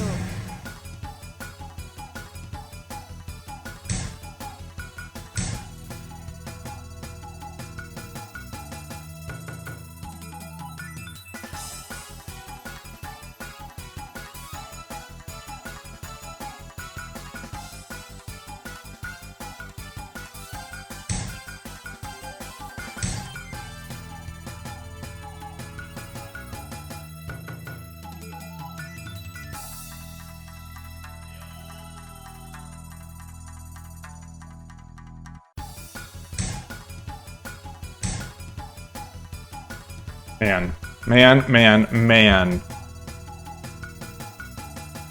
Gosh, the time pressure. The time pressure.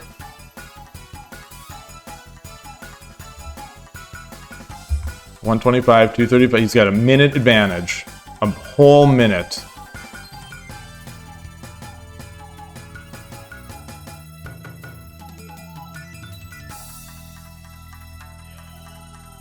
This bishop has been such a waste, such a disappointment. This bishop has disappointed me. Disappointed me tremendously. The opponent found a nice move very quickly to okay.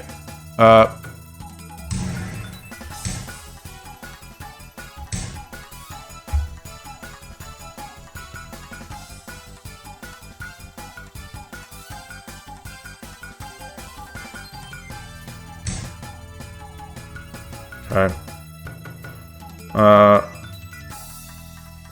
Boy.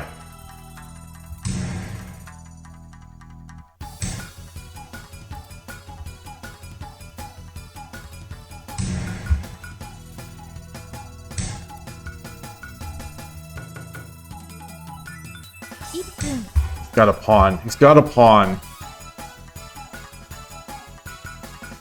Dang it. Oh, I should have dropped it over on this side again. Gosh, my drops have been so bad. Such a disappointment. 10 minutes just too fast. It's just too fast for me. It's just too fast for me.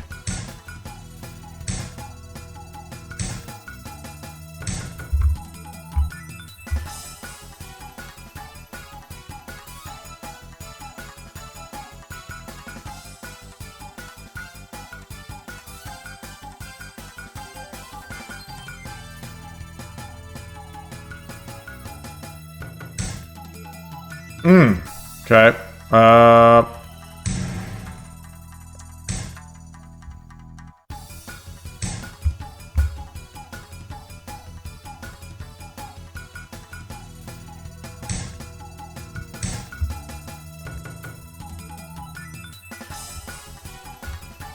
All right.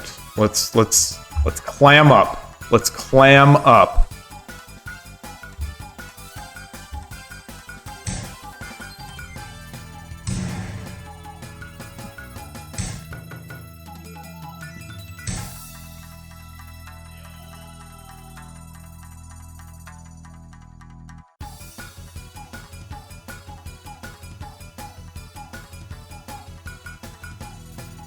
Got so many pieces.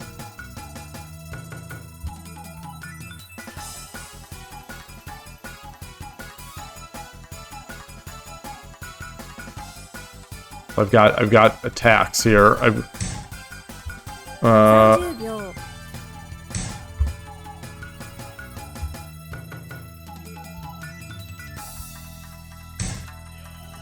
All right.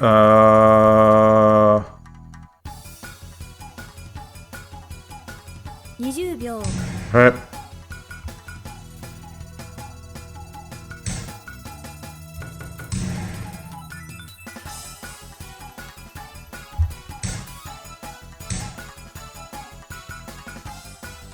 Knight.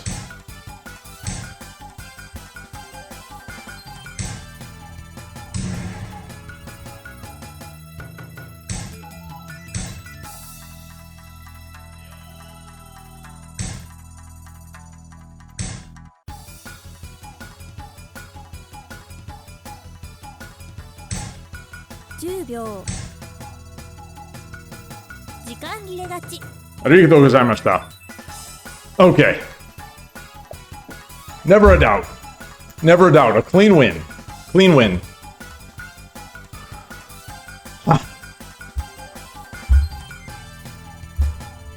Hands shaking. Mom spaghetti. I don't know the lyrics. I say it every time. Someone I know had talked about it. What I don't know what is the lyrics. Something hands are shaking. Something. Mom spaghetti.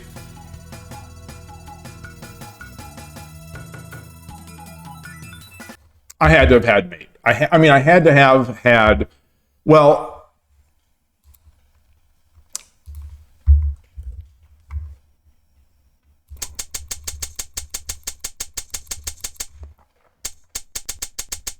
So I got my bishop, my dragon.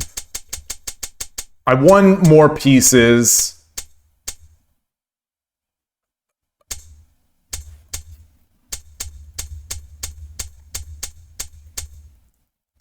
Okay. I mean, this worked out. This worked out because he didn't defend. But this seems great.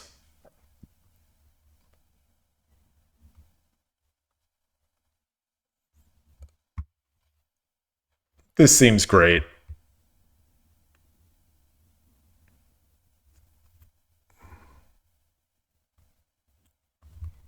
I think this also seems really good.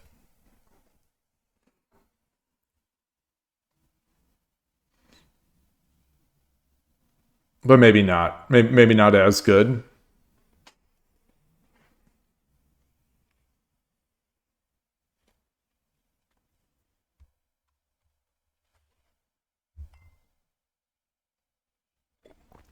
Boy, that was a dirty play. That was, it's, I was down and I only had a slight amount of time more than my opponent. That's the dirtiest of flags.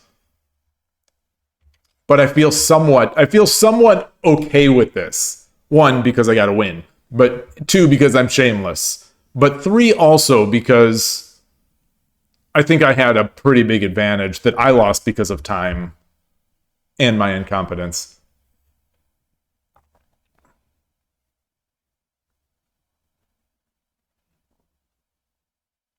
5-6. Oh, that's true. That's true. That's true. And I think they could have just blocked it with a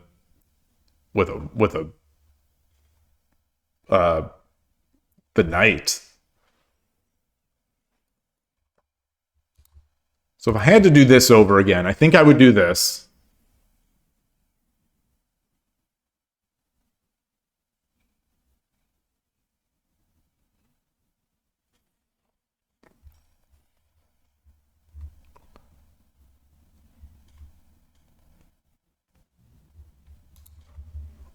But then it really worked out.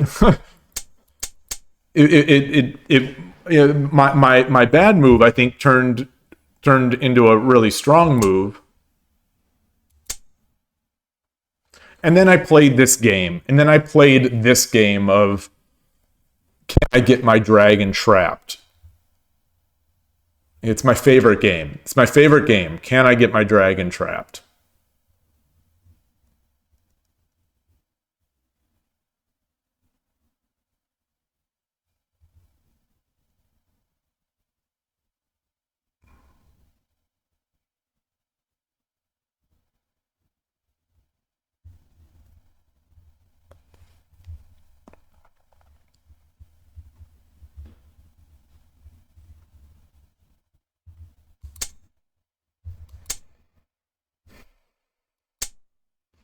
Yeah, this very nice. Very nice. This 6-5. Very nice.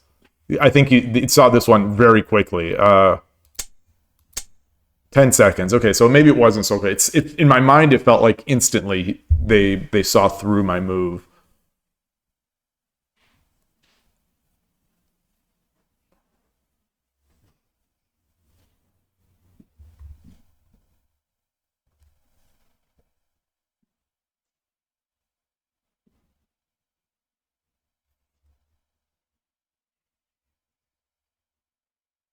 And what did I do? Drop on like 8-9? Ugh.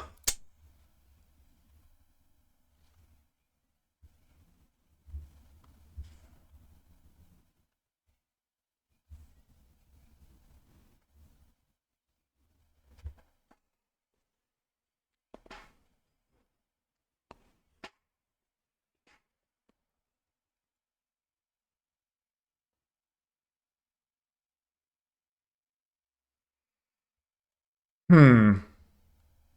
Would would this what would this have been?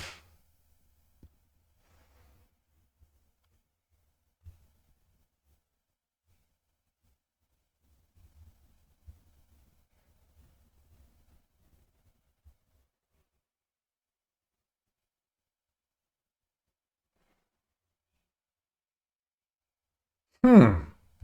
What am I missing? This seems very good. Oh, I guess... what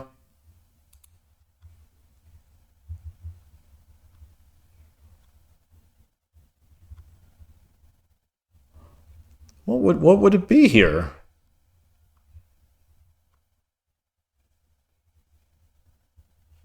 What would the response be? Can't bring the gold over because I take king takes gold drop here is crushing.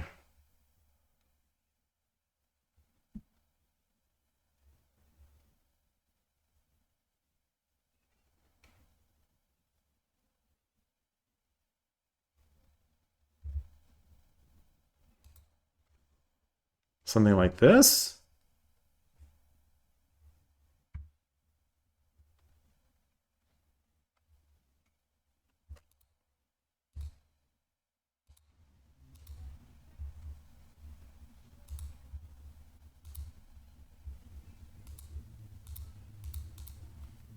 I mean, it's the same problem. Oh, I guess now I can...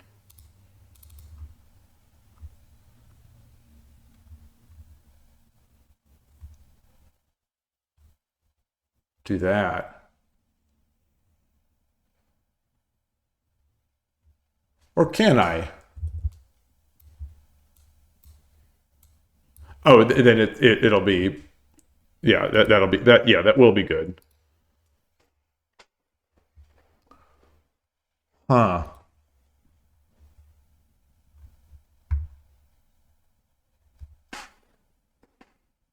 All right.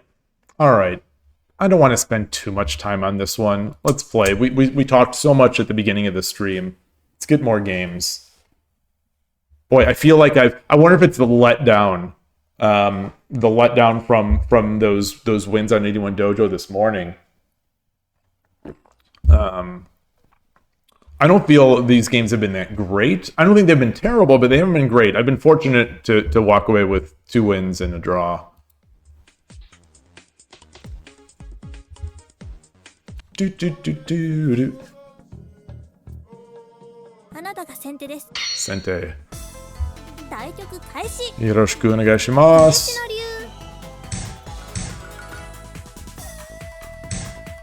の竜。Okay.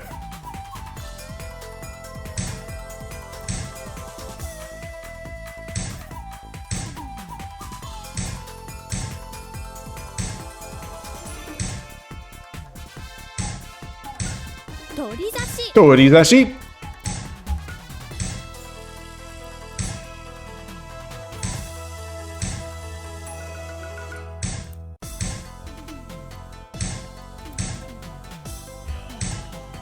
So I'm doing the same thing my opponent is doing, which is not looking at what the other player is doing.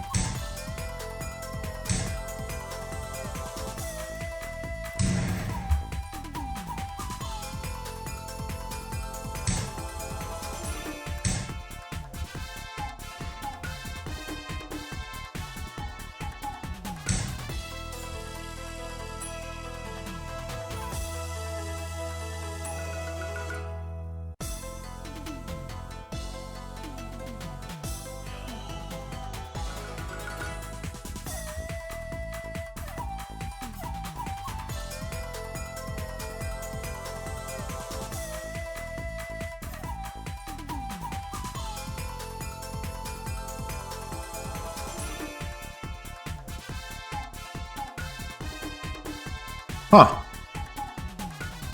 Did I already fall into a little fourth file rook trap? I guess.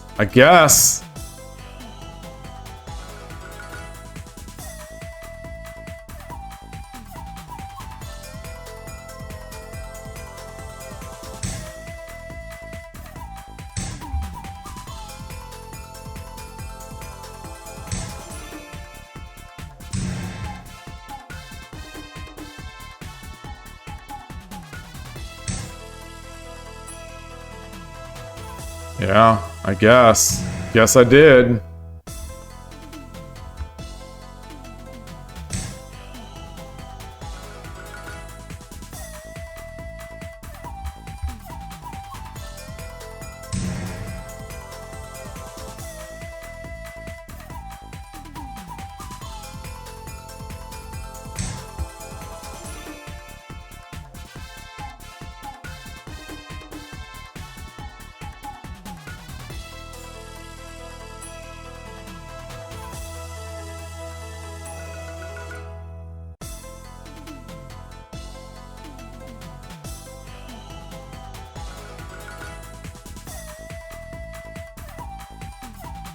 Can I tempo this in any way?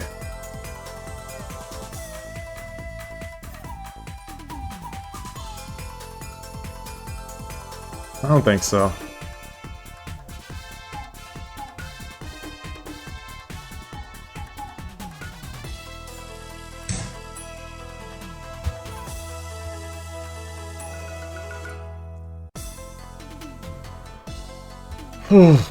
Boy.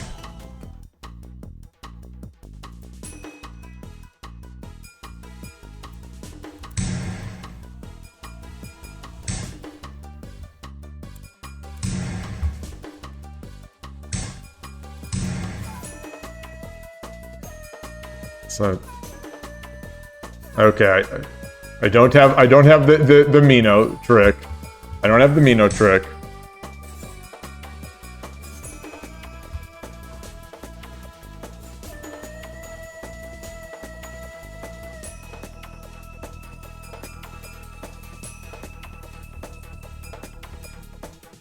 Yes, I do.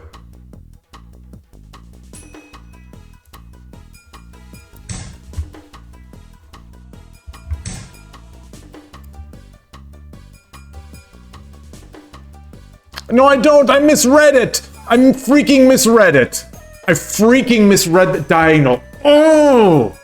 Give me a chessboard. Give me a chessboard. Give me a chessboard, please. God, I look at it, I see it, I'm like, there it is.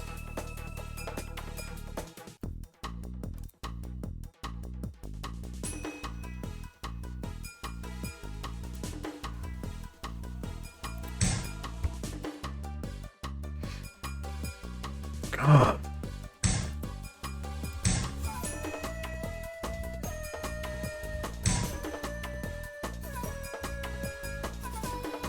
Can that be good?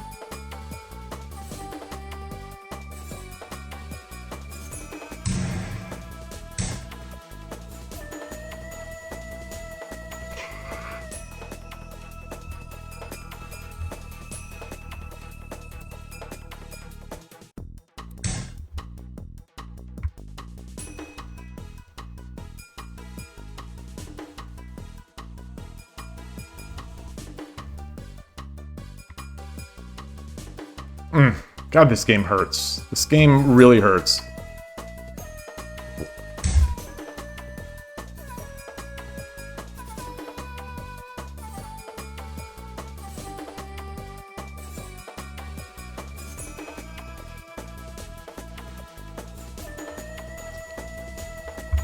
What if I take this gold? If I take this gold...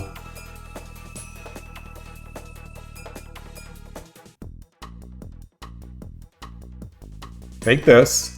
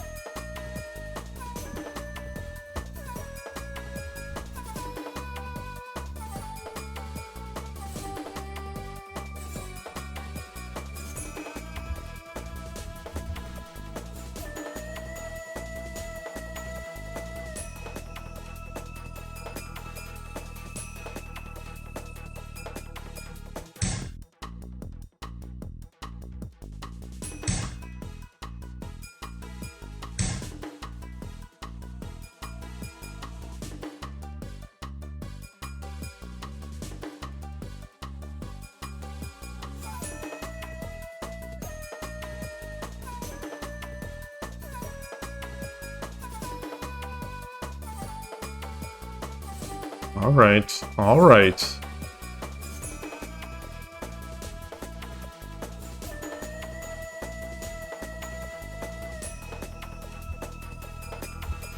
Huh. It's gotta be there.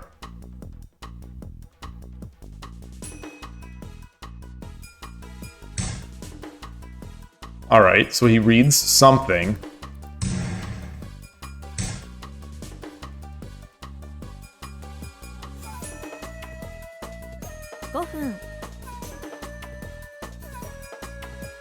I don't think it's enough to mate. Let's do this.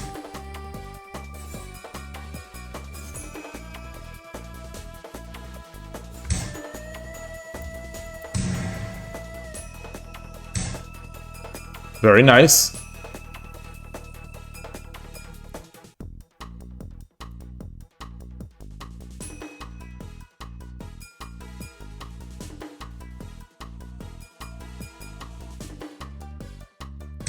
Give myself a space.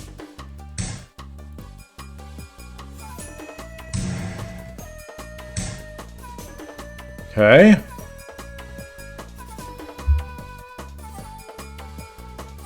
Can he do it? Yes, he can. Yes, he can.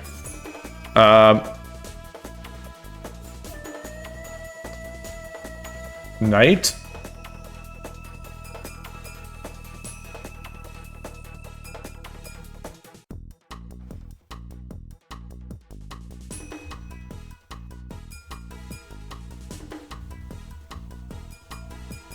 Is there any way? Is there any way?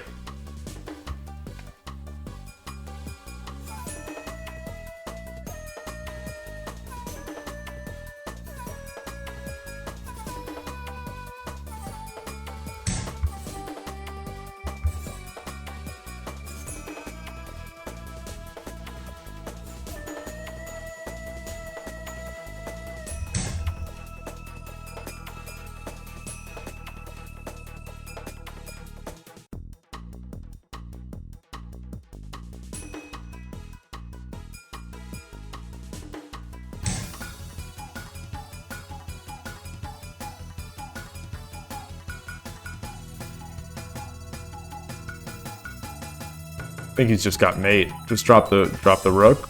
But he's used a bishop. I mean, he used a silver.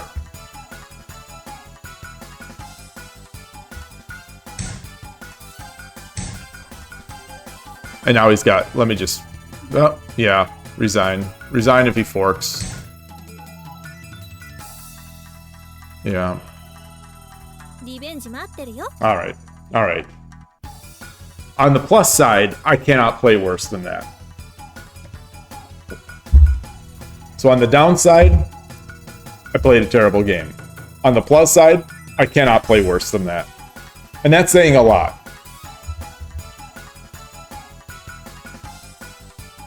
That fell apart from the very beginning. I need to augment my lines against 4th power rook because I am seeing it more often. I'm seeing it more often than I expect these days, but maybe that's just natural at this rating level.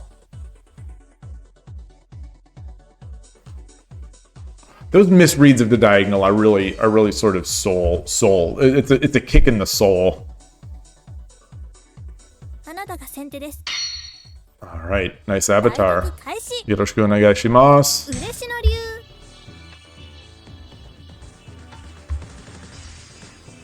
Ooh, 4 winning on the opponent's side. So are they trying to get the avatar? Like are they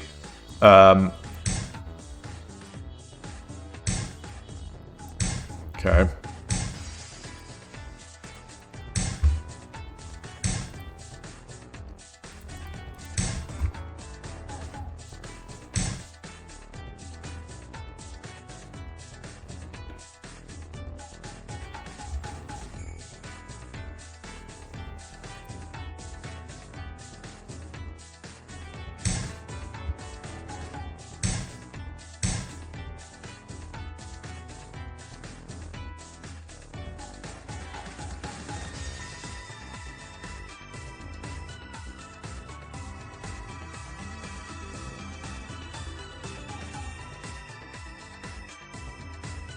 So if we play this game, even though I've had a bunch of 4 win streaks lately. I see the 4 win streak and I'm a bit sus, as the kids would say. Anytime there's one of these down cues.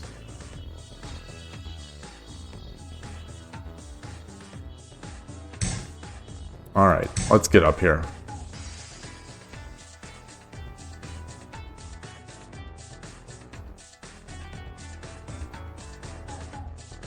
They're in the boat castle. Get over.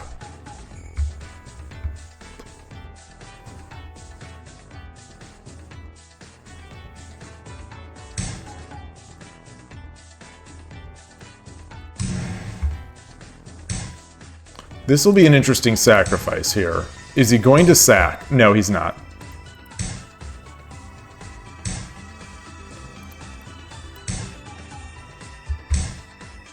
Okay.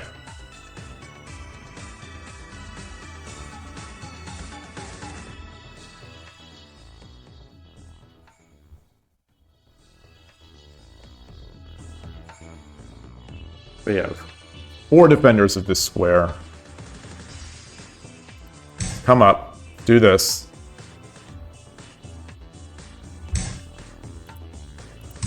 Alright. Drop the pawn.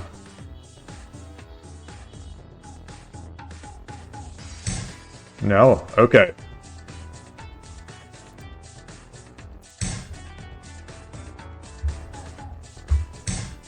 Interesting. Okay.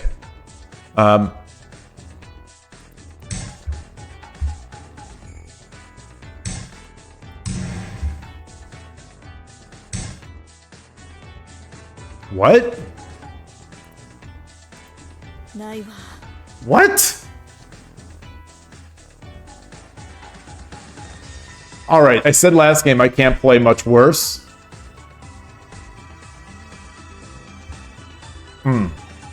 Those 2 games this morning must have taken a lot out of me. That's the only explanation I can have. That's brutal. That's brutal. Hey, Shogi Noob, great to see you. Alright, let's do another. 2, 2, and 1. 2, 2, and 1.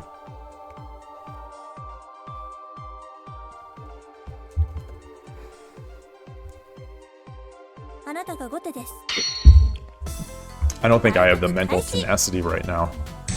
Yoroshiku onegaishimasu.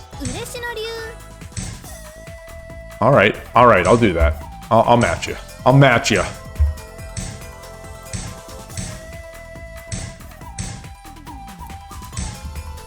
Wrong move order on my part. Okay.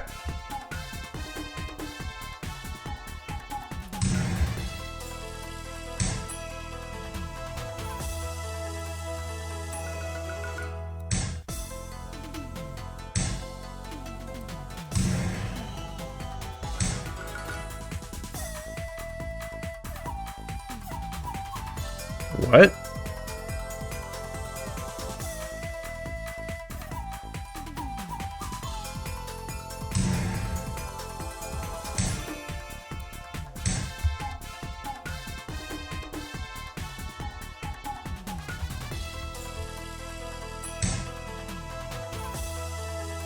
Let's see if I can get a cheapie.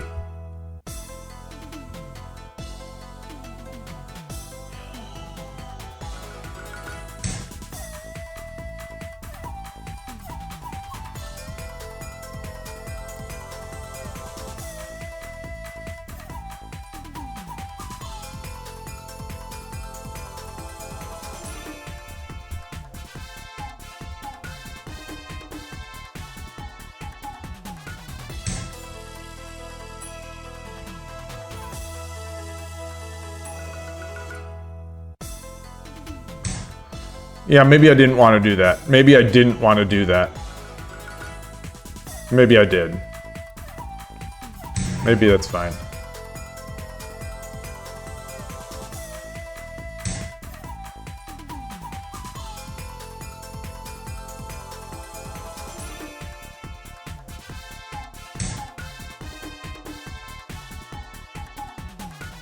Yeah. All right, now it's fine.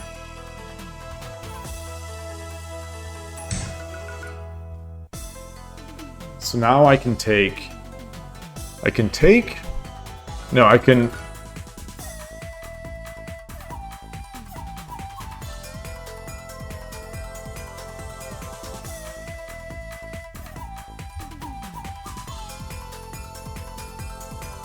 Take.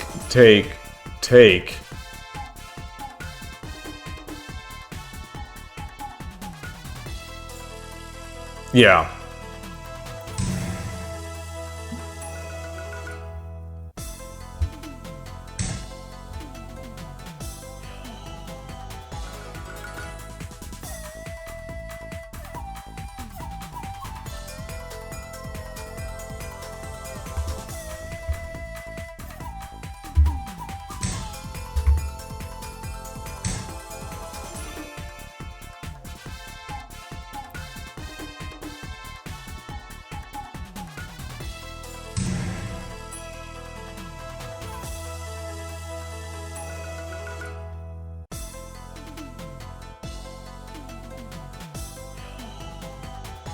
Okay.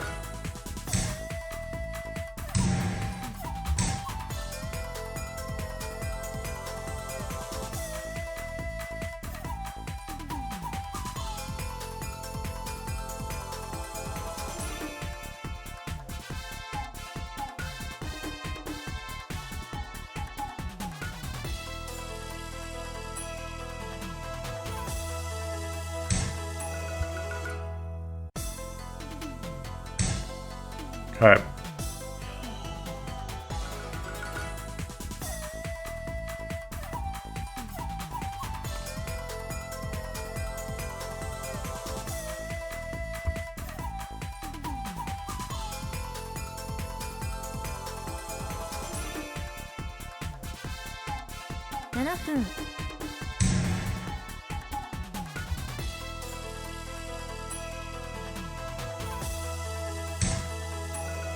All right. All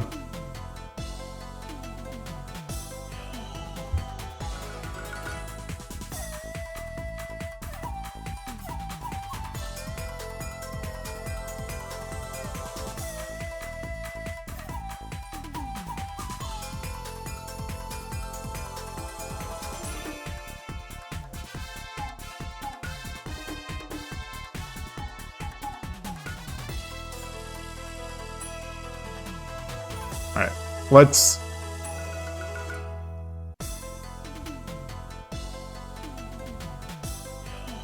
Let's do this first. It opens the defense of this square.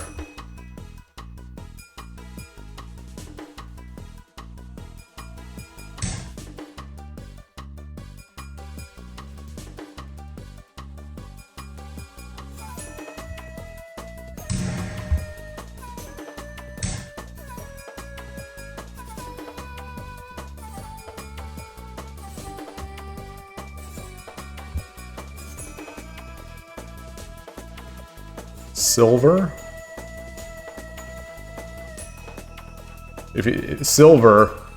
If he takes, I get the gold drop. No, silver is rook. Will be taken by the.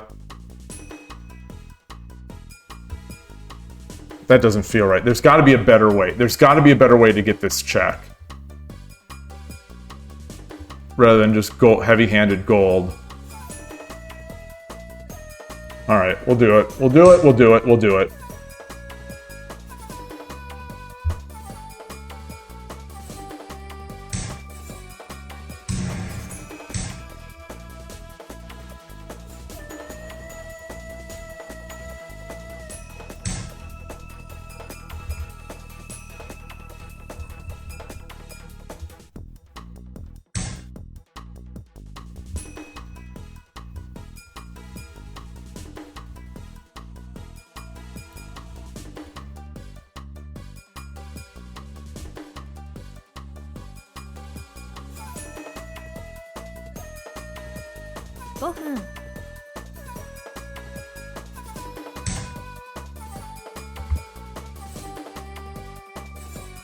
I misread the diagonal again.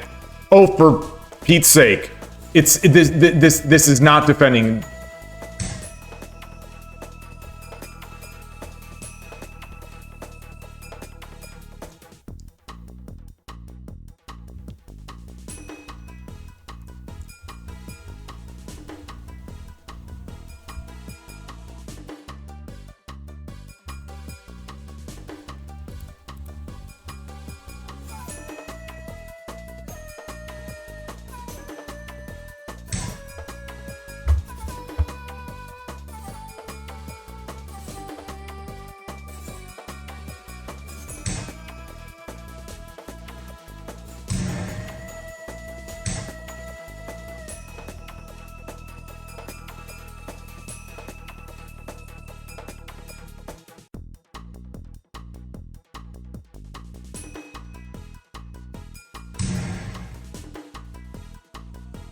Playing a bit fast and loose.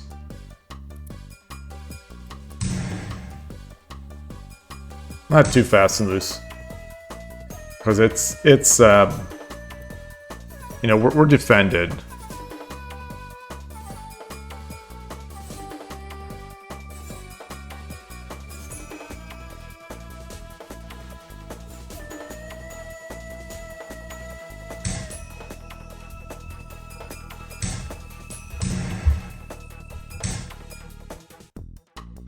Interesting.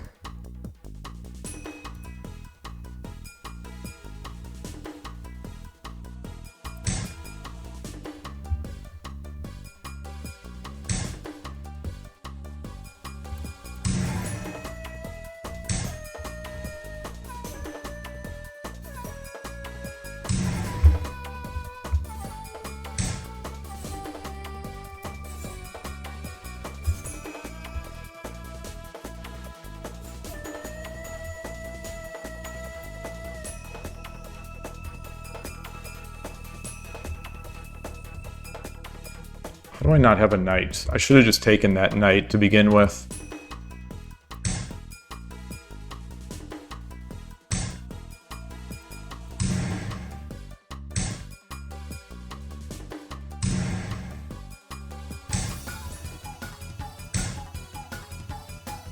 That was a mistake, I think. I think that was a mistake, but we'll see.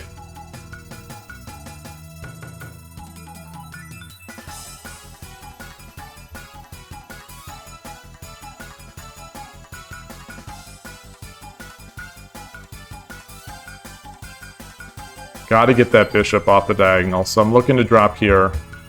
Well, I didn't play this safe after I got the huge...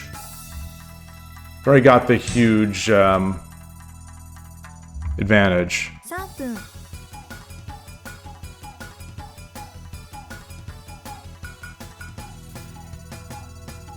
If I drop the silver here...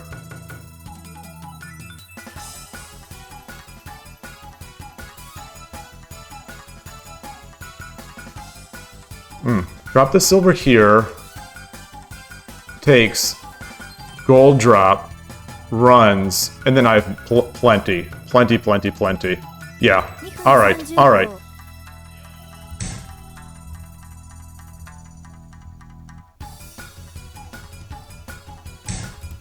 Oh gosh. That was not expected. That was not expected.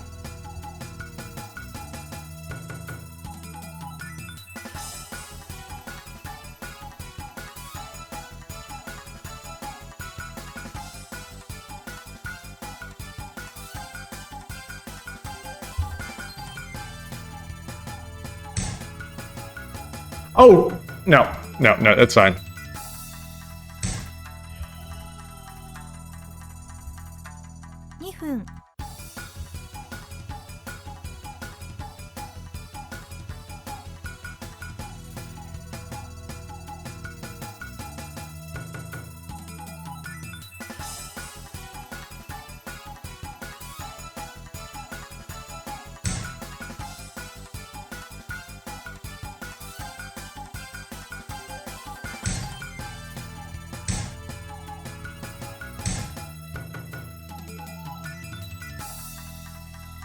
I can take the rook.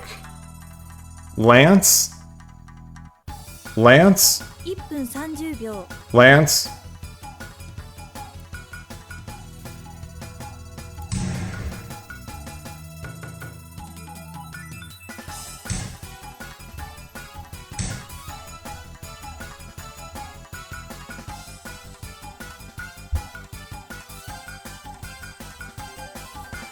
So Lance, no, Rook, no, Lance,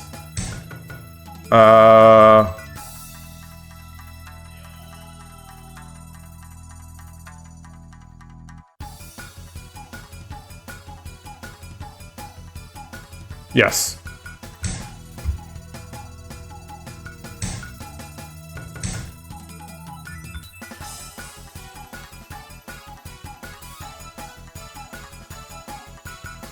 Okay. ありがとうございました。おめでとうやったね Never a doubt. Never a doubt. as I may have said earlier, not playing my best shogi.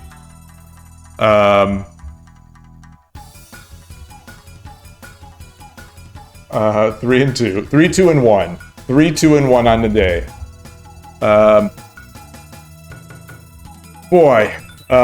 Oops, I've got my Mac Vim window up there with the stuff that I paste into my YouTube VODs. Hey, Dream of Shogi, great to see you. Koshiro, welcome back. That's right, Ornal. Vim forever. There it is. Vim Army.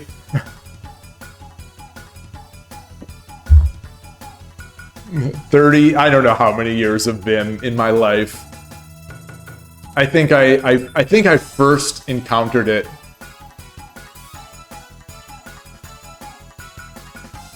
in the early 90s.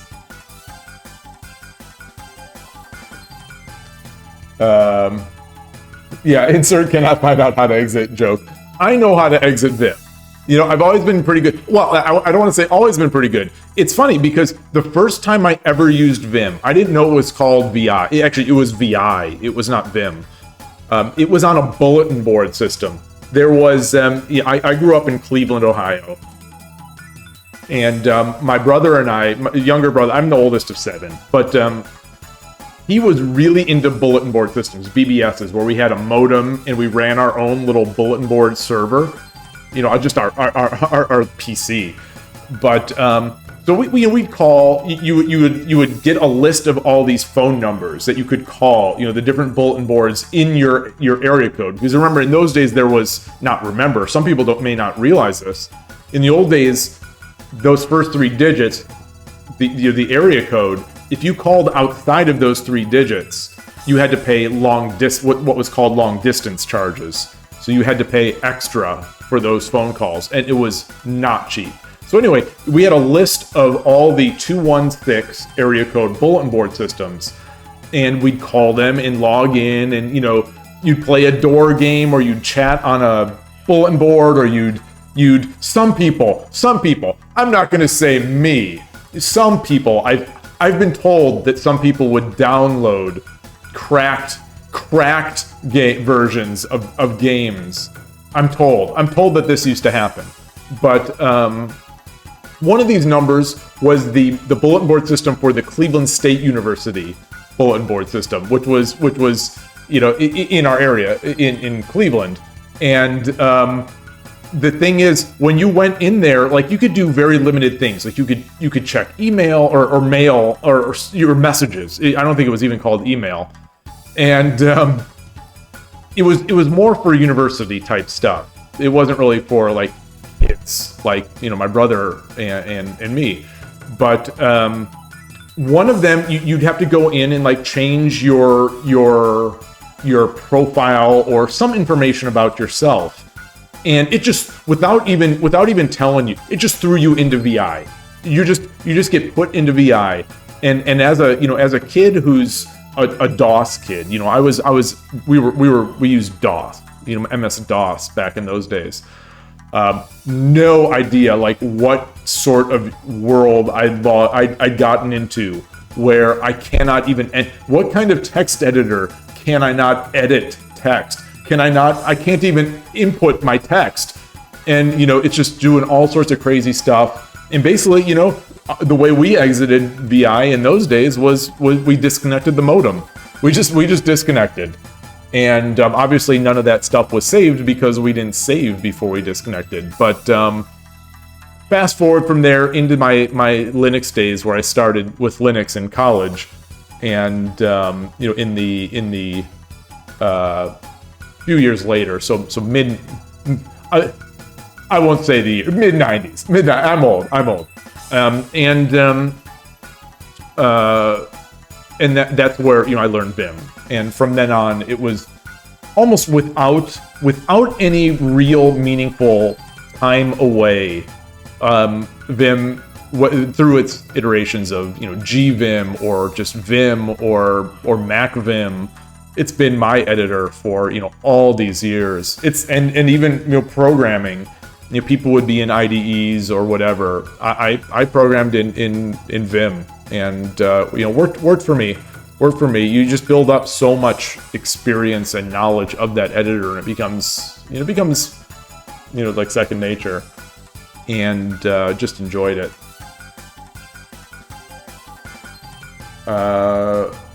Let's see. Knight would have been pretty good because gold. If I had a knight, if you mean. So PGA. Bishop takes knight instead of gold drop 3-8. Okay. I was trying to be so fast. Why I was trying to be so fast, I don't know. Let's reverse this.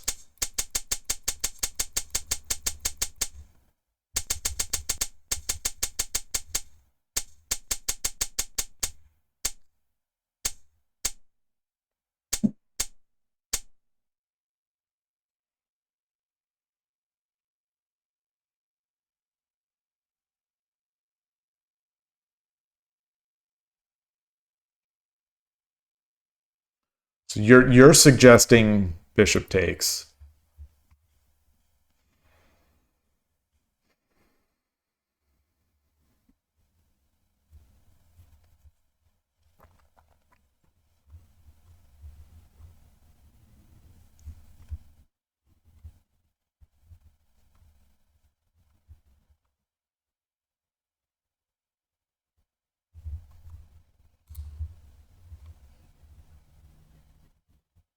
So let's say he does something like this. Let's just say they do something like this.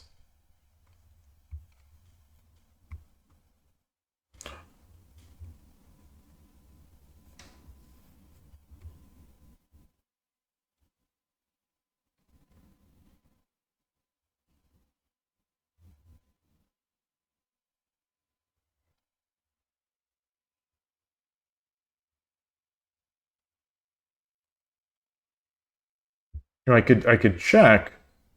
He goes up.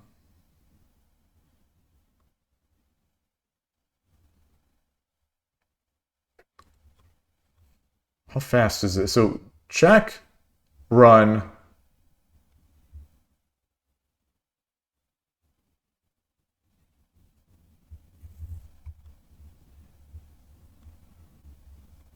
I don't want to check and chase.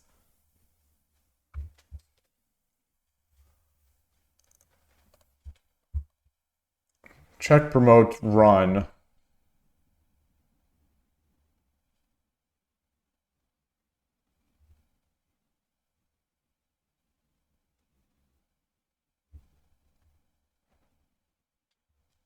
I guess maybe I'm looking for Tumeros then instead.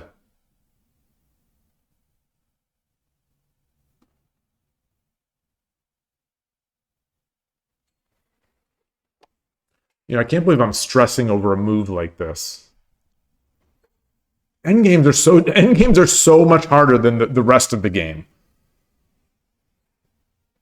Gold drop 6-8 to be stylish. Oh, so there's the no. I was gonna say that creates the wall, but if I do that, oh, then it's gold drop. Then it's silver drop. No, it's not gold. Oh no, then it's yeah, whatever it is. Okay. Oh, that's good. That is stylish. I was about to say, maybe I see that with Byoyomi, but I spent a bunch of time thinking about it and I didn't see that. Endgames are easier. Oh, come on. Come on.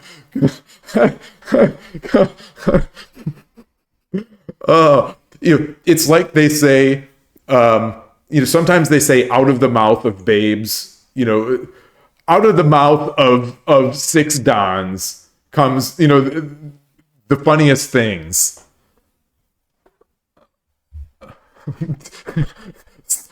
Endgame, they're easier. Oh God. I think you're trolling me.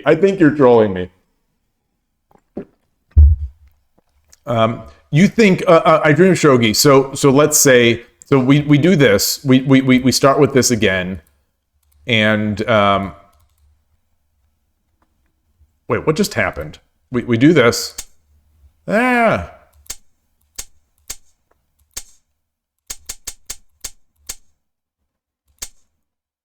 We do this.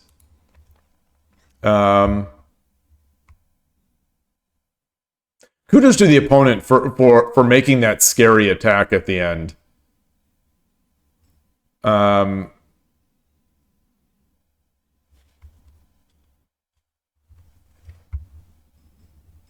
anyway, so I take let's say again that they do this. I dream of shogi. You said you would probably bishop takes 4-7.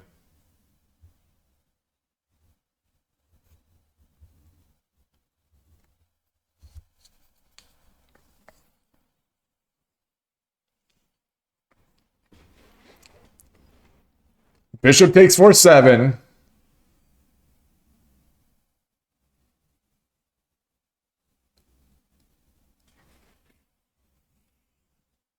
I mean, presumably it's to get the one gap, but that is an awfully expensive one gap.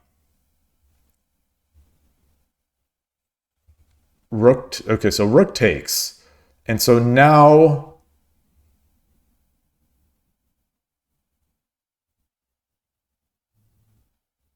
gosh, there's so much room to run, and they've got the horse looking back.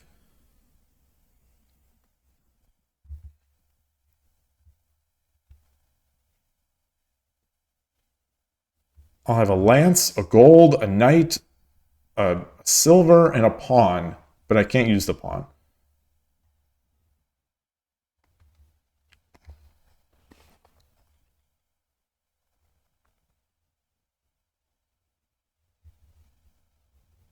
Or would it be bishop takes silver?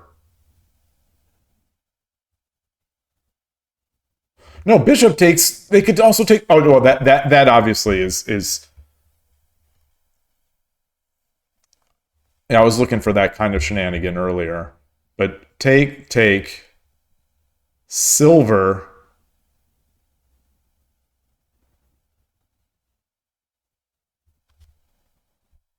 Boy,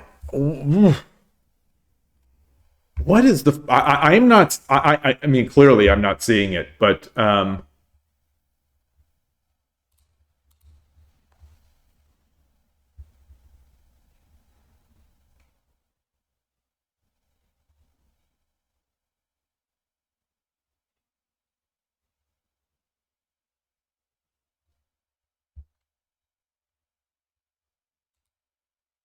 can I surround? Can I surround? Oh. No matter what, he cannot tempo this rook.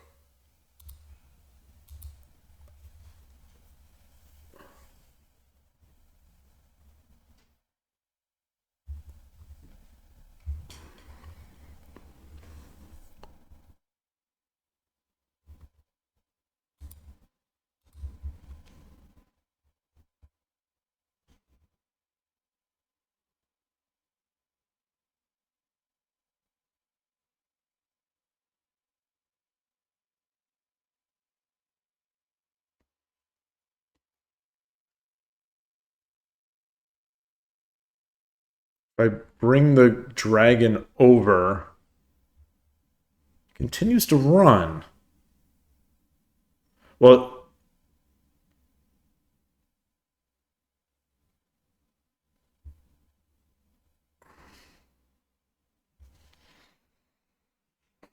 boy, that's so much space. So if I head it off,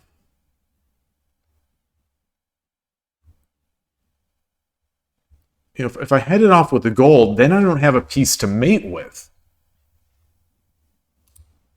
So it prevents.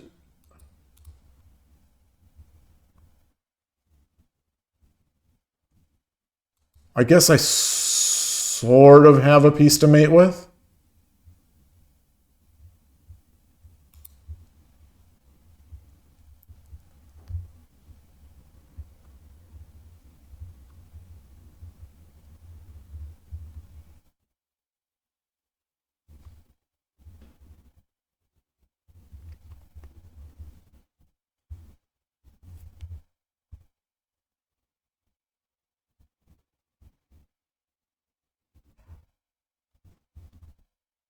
Yeah, I'm not worried if he goes up here. Not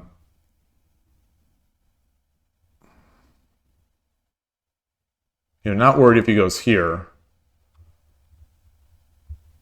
So defends.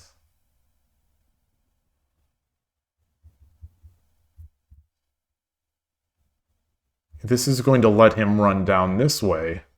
If I bring gold 3-7, he'll come over there. Yes, I can take the silver, but he's running.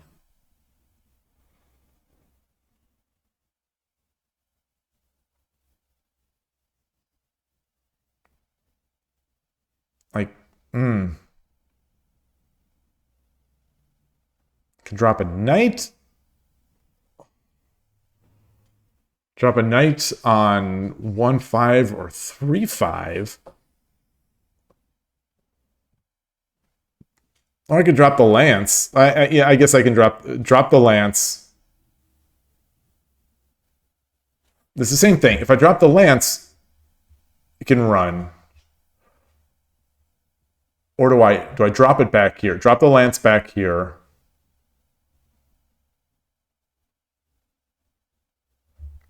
King runs. Gold.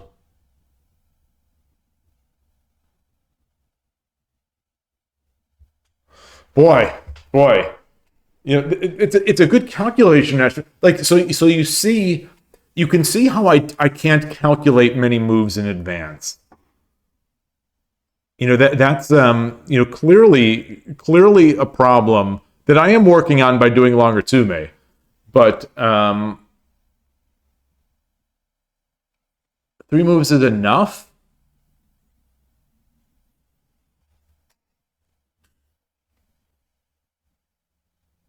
So then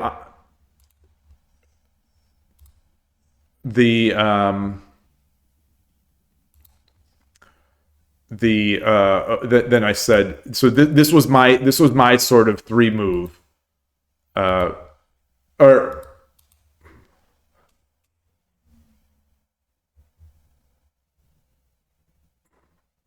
if I come over here,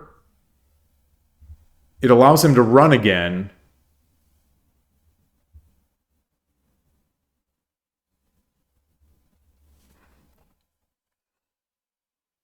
Oh, the horse is yes, yeah. So now, yeah. So now I'm so concentrated on the mate that I'm missing that this exists.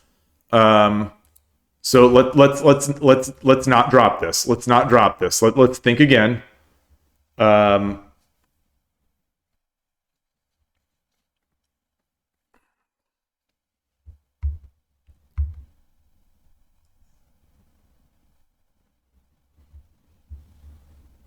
think I want the dragon on the back rank. If I took the gold on 6-9, yeah.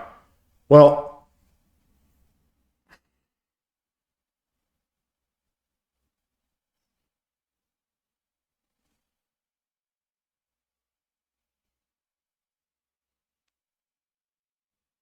I'm looking at ways I'm looking at ways to just take 3-8 and I don't have enough.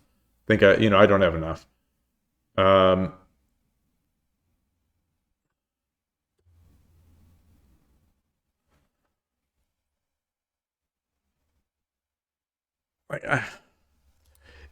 If time is ticking down, I'm making this move.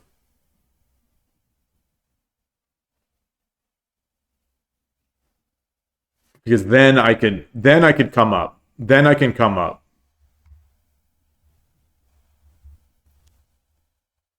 If time is ticking down, I make this move. If time is not ticking down, I just sit here and I waste all my clock, and then all of a sudden I make the move that I was going to make anyway. Okay, knight 2-5. That is what I. Okay, knight 2-5. That's what I did. Lance 8-8. Lance 2-2. 2-2. 2-2, right? The one I was going to do.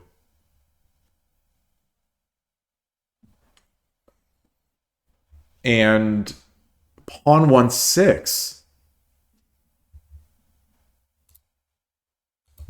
Oh,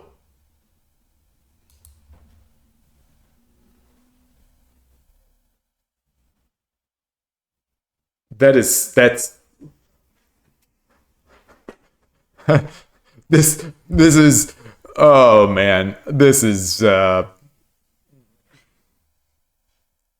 it's just so quiet. It's just so quiet.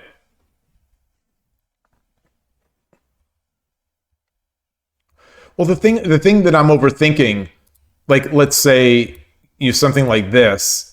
Now I'm overthinking, like all of a sudden these types of things. I guess I just take. If he takes, then I get the gold and I get another silver. Yeah, I guess yeah.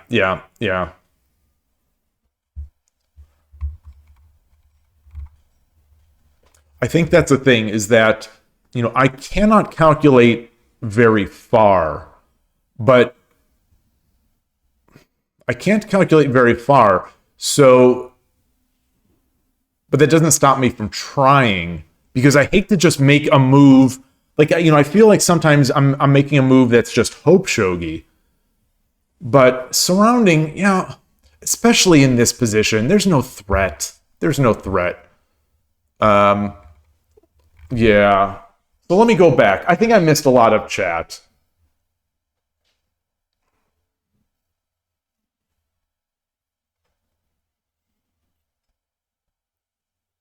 Uh, Sidestep is one of Shogi Dad's weaknesses. Didn't I try to sidestep?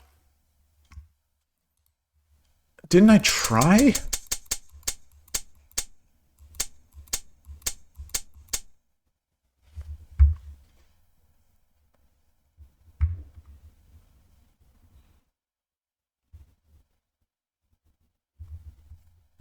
No, I didn't try.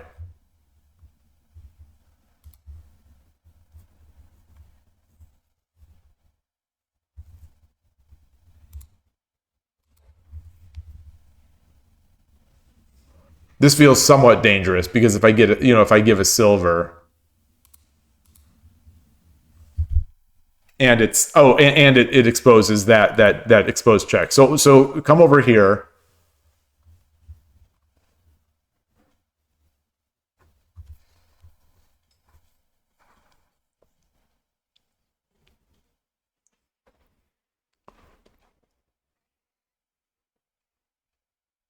The second move is the hardest to calculate since we don't know our opponent lines of thought. Yeah, now he has no moves. This is the thing that I talk about the Shodan and up players that I play.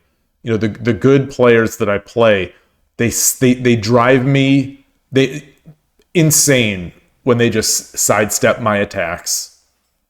And I want to be able to do it. It just does. I don't. It just doesn't even pop in my mind, despite the fact that we've talked about this multiple times on stream. Um, I think the thing was like that Silman book, the Amateur's Mind. Just to explain what the Amateur's Mind was thinking was that all right, I've got my attack. I've got my attack. The opponent is going to flail here. Let's just give him something. Let's give a little pittance so that they can be just done with their attack. Give them a pittance so they're done with their attack and I can go on with my day checkmating. But like I could not appease this opponent. They took and then they just kept going. That is what I was thinking, Adrena Shogi. I thought I'm going to give him a silver, and we're going to exchange. He's going to take. I'm going to take, and then I'll run, and it'll be fine. Like I'm thinking at worst I'm going to have to defend with my rook, and maybe give up a gold or something like that. But it's especially, especially where I see this open king. It's like, I've got to be able to mate. So I'm thinking about the mate. I'm not thinking about defense. Yeah, in Koshiro, we've seen that for me, and it's the what is that saying? The saying about seconds. I mean, my opponent just kept asking for seconds, and I don't know how I got out of it. Did the opponent did I actually fall for this? And then the Okawari. Did my opponent have more here? So I sidestepped here. I sidestepped here. But in this case, it wasn't good enough.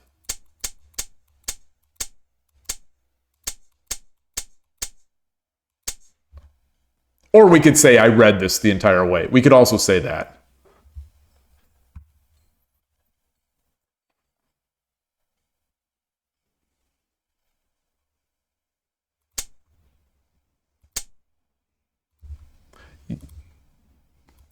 Killer move. And now it's just mate. Or not quite.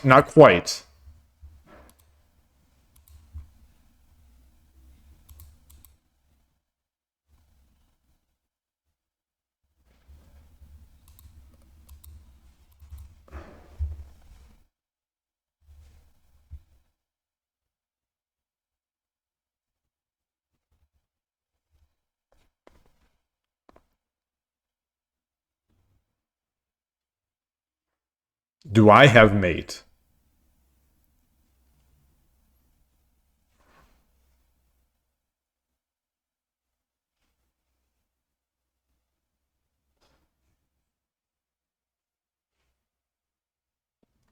I did that goofball.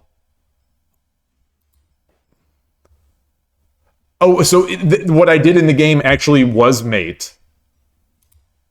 I thought this was I thought this was this brilliant move, and then the king took, which was crazy.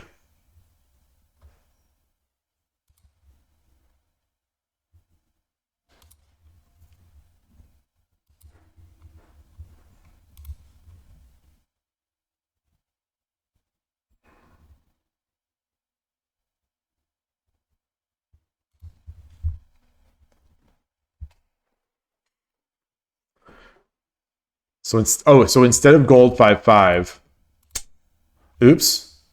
Oh gosh.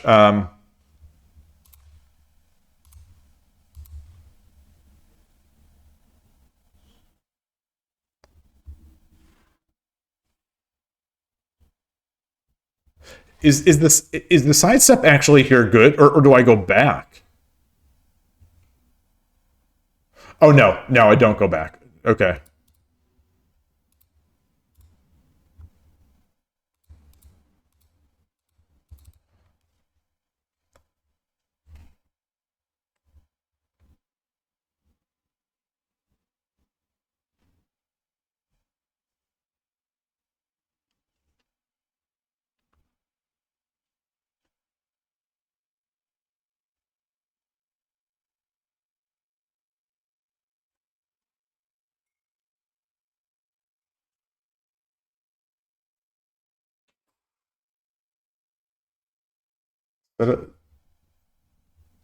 Well, so instead of gold 5-5. Oh, the thing that I sort of regretted not doing to begin with was dragon.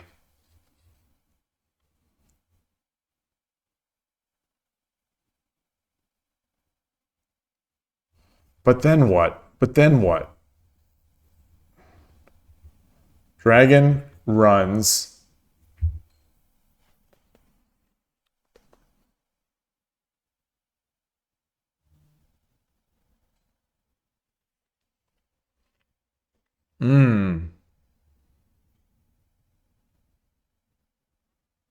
Boy. Tough one. Before dragon 2-5-5. What's the ideal condition?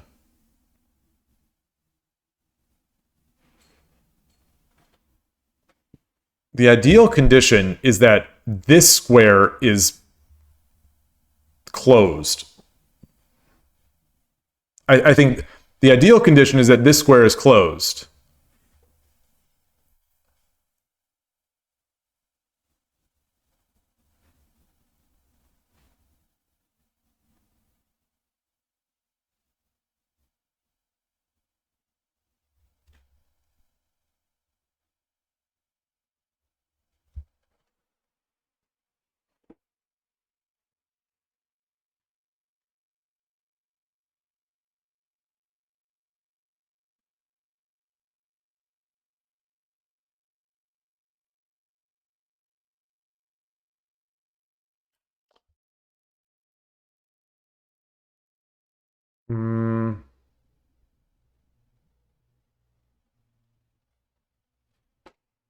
Got a message, and I hear my wife talking at the front door. Okay. In this case, think about the king position.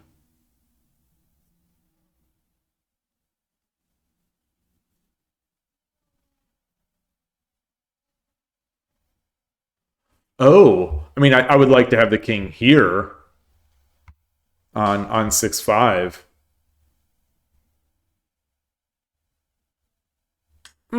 So if I drop the lance, okay, drop the lance.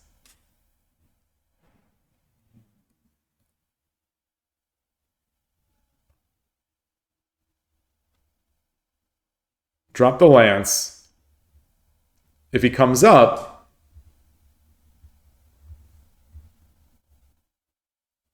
if he comes up. No.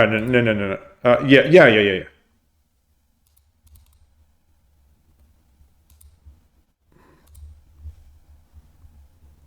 And then it's the usual. So if the king takes the lance, and this pawn is still here.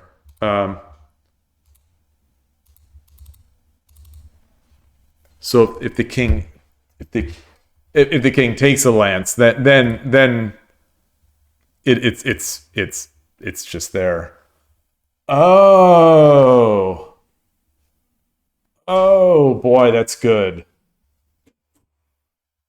Okay, so that was a case of where do I want the king rather than what are the escape squares, and that is not a question I ask. That's not a question I ask when I'm solving Tsume Shogi. So right there, I mean, I think that is the biggest takeaway. I mean, that might be the biggest takeaway that I make from this stream. Is that not only think about the escape, think where do I want the king? I mean, sort of intuitively, I've done that before, where I've pulled the king and done those types of things. But I don't actually ask myself that.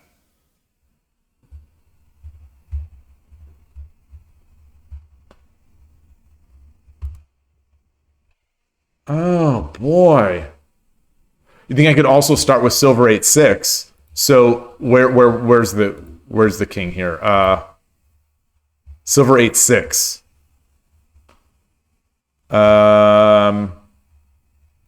Let's go through the procedure. Let's go through the procedure.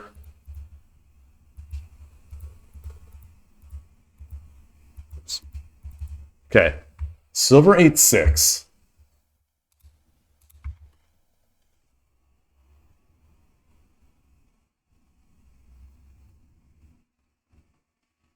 Yeah, I was going to say that, Koshiro. I was going to say that. I wasn't sure if you would know what I was talking about. That as you were saying that there's some king position manipulation to Tsuji's, it reminded me. It reminded me that I have seen that. So I have never, even though I've seen your explanation of these Tetsujis. I don't, the thing that I didn't ever think to do is to ask myself before when solving, I guess maybe I just sort of expected that, these things, once I learn them, they're just going to pop into my head. But the act of asking, where do I want the king? I think is maybe the unlock. Maybe that's the key to me seeing it in the future. Because I ask myself, where is the escape square?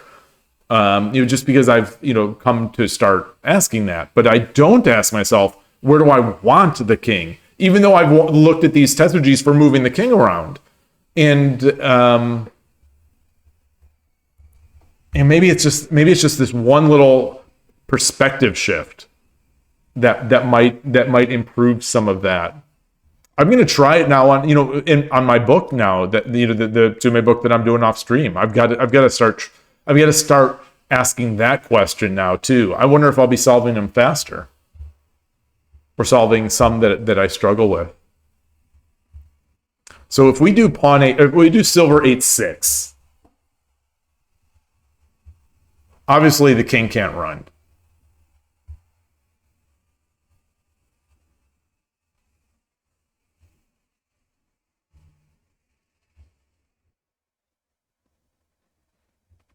If the king takes,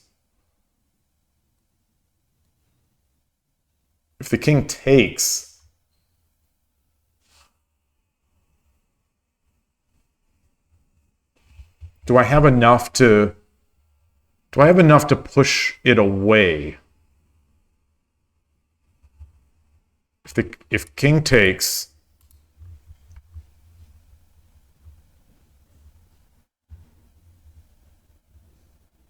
I could pull it and then push it,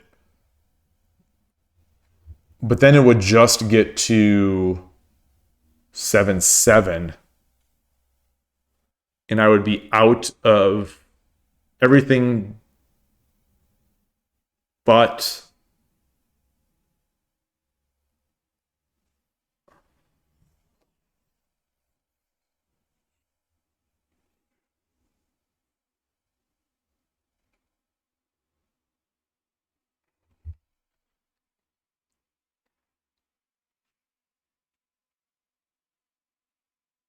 everything. Yeah, I would be out of everything but one gold.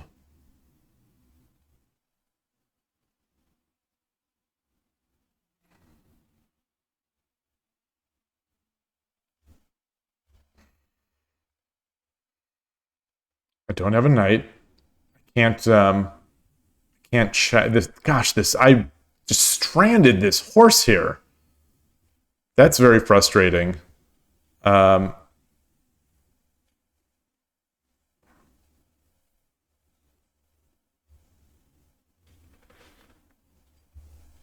can't pull and then push with the pawn. If I pull it forward with like a gold, comes up, I push the pawn, thinking you just take the pawn.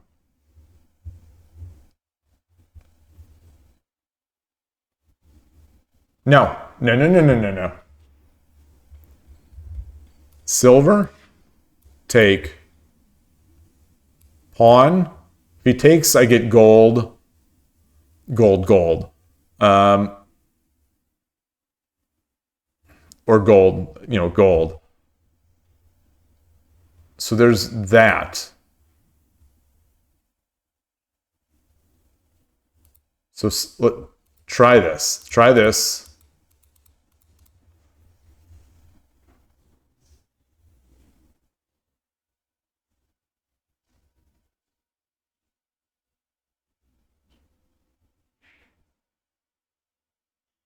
But I don't see a follow-up there.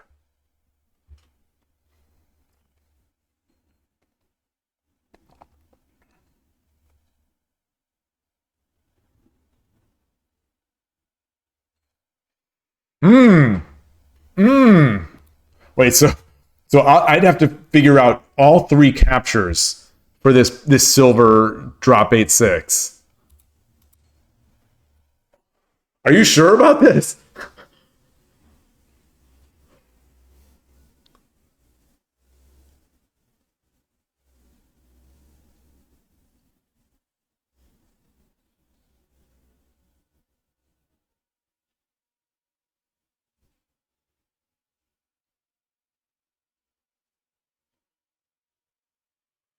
Oh.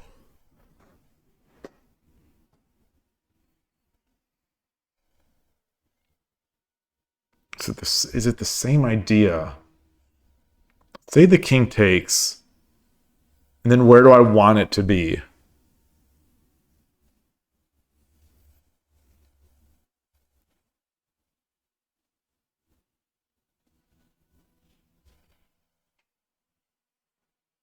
I don't know if there's a place I want it to be because there's always going to be that 7-7.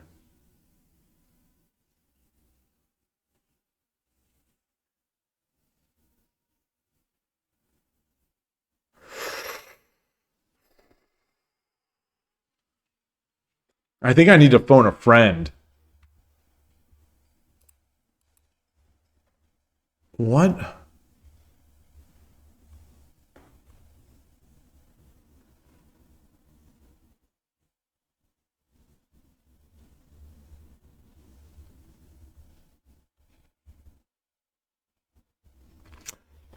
I don't know. I don't know. I think I drew. I think this is a great way to just make my brain spin for an hour. Be like, I think this works, but knowing it doesn't work, and I'll just it's like I think this works, and the opponent has many ways to handle it, and it's like my brain will just be spinning on it forever. Um. Oh man. How do you begin to calculate this? There's the escape square. You know, even if I try to imagine where I'd want the king to be, I'm not necessarily seeing it. I can't get like enough moves to be able to get a silver and a gold such that I could take this piece.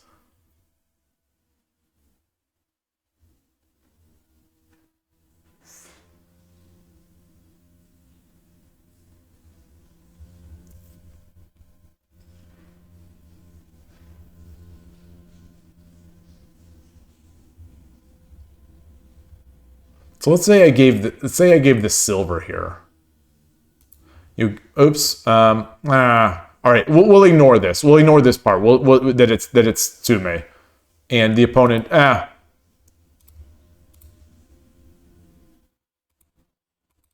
Oh.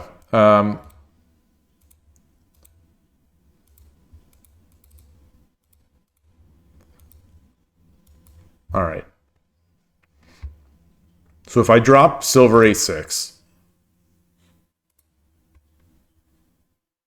king takes. You know, I kind of want it here to be able to drop the lance.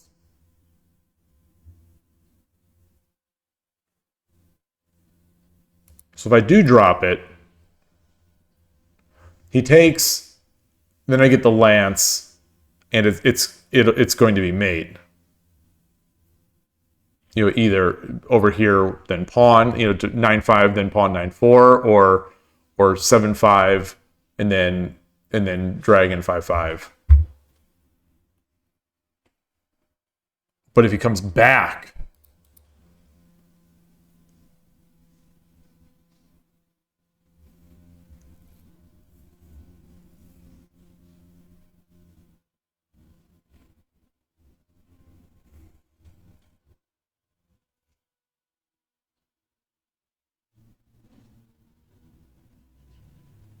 comes back.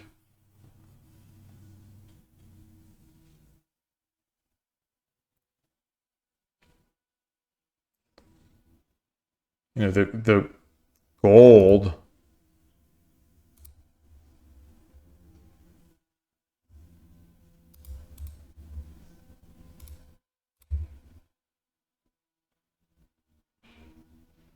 All right. And there it is. And there it is. It's the same basic idea. Except that with this closed, he can't run from or he can't run from it because it's just mate. Oh wow. Wow, wow, wow.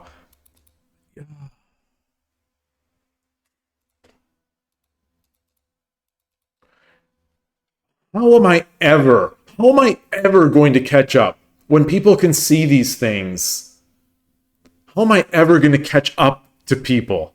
Like this, you know, on paper, Ajiro Shogi is a fellow competitor in the United States. On paper, we compete in the same tournaments. On paper, we play even games and we both start at 0-0 at the beginning of the tournament. But how am I ever going to be when I guess I just have to work harder. I just have to work harder and work harder and hope he stops working. That's really it. Um, um,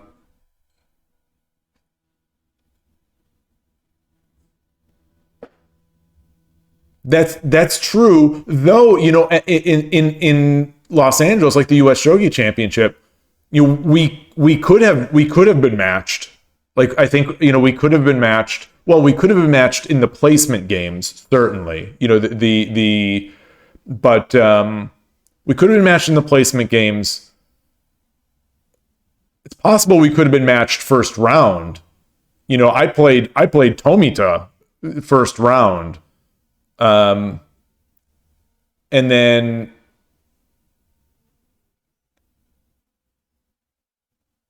and then I mean, obviously, I lost that one. I won my second game, so I was 1-1.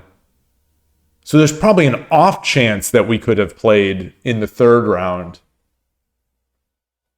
Um, and I should have won that third round game. You finished 2-2 in the tournament. Is that the case? Or were you 3-1? Or not 2-2? There were four games of the main group A. Okay, you were 2-2. Okay. Yeah. Then we definitely, because I played Maple Sugar Lover in the last round, and I think he finished 2-2 as well after beating me. Oh man. Oh. Oh. Ooh.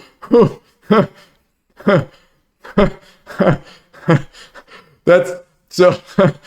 Yeah, I guess. Yeah. I mean, there were some really good players at this tournament. So it's odds are if you go 2-2, you're going to get two sort of losses against some very good players. But that's two semifinalists. That's a tough bracket. That's a very tough bracket.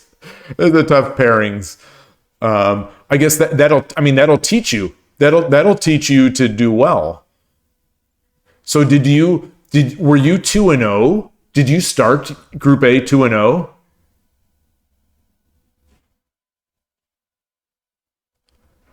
Oh, so that's how he lost that game. Oh, he flagged it. I was wondering. I was wondering, like, how in the world did he lose this game? Was the other player just like unrated or underrated, or because I was for the most part, I was following your result and Tomita's result as well. I saw that Mark Ono was in the list of players, but it didn't seem like he played. Also, I was following Melkors, trying to.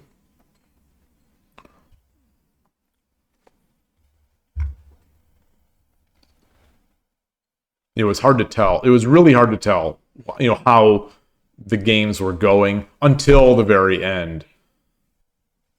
Until the very end, I was able to see, the friends of the channel and in the final list, see Ruthikska, and I don't think Necrodes played at all, but he was there. And anyway, Anyway. All right. 3 for 3 rank ups on Shogi Wars. Oh, you went 3 for 3. Congrats. So you're playing free? You're still on the free tier? Oh, Junior Shogi. That's something I wanted to ask. So this is the thing about your videos that I wanted to ask, like, in comments, but I didn't want to I didn't want to distract. I would not mind if you have more than like a second of things to talk about. Like maybe I'm unique in this regard, but I would love an overview of like the meta of the meta of the tournament. Like what's happening? What are people talking about? What clocks are you using? Because I saw those clocks and I'm like, oh my god, they don't have real shogi clocks. And I was thinking that it must be that just everyone in Europe is just such a big chess player that they had all these chess clocks lying around, but like those aren't even all that nice chess clocks as far as I know. Those are sort of the low end chess clocks. So I was very surprised that a tournament of that level was not playing with like shogi clocks, kind of thing. And so it definitely added to that feeling that I talked about, where I said it seems like this was like chess, very chess-like, with all the ratings talk, to see literal chess clocks being used. I find that stuff fast. Like I find those side discussions about tournaments really interesting. What are people thinking about? What are people talking about? What about the equipment?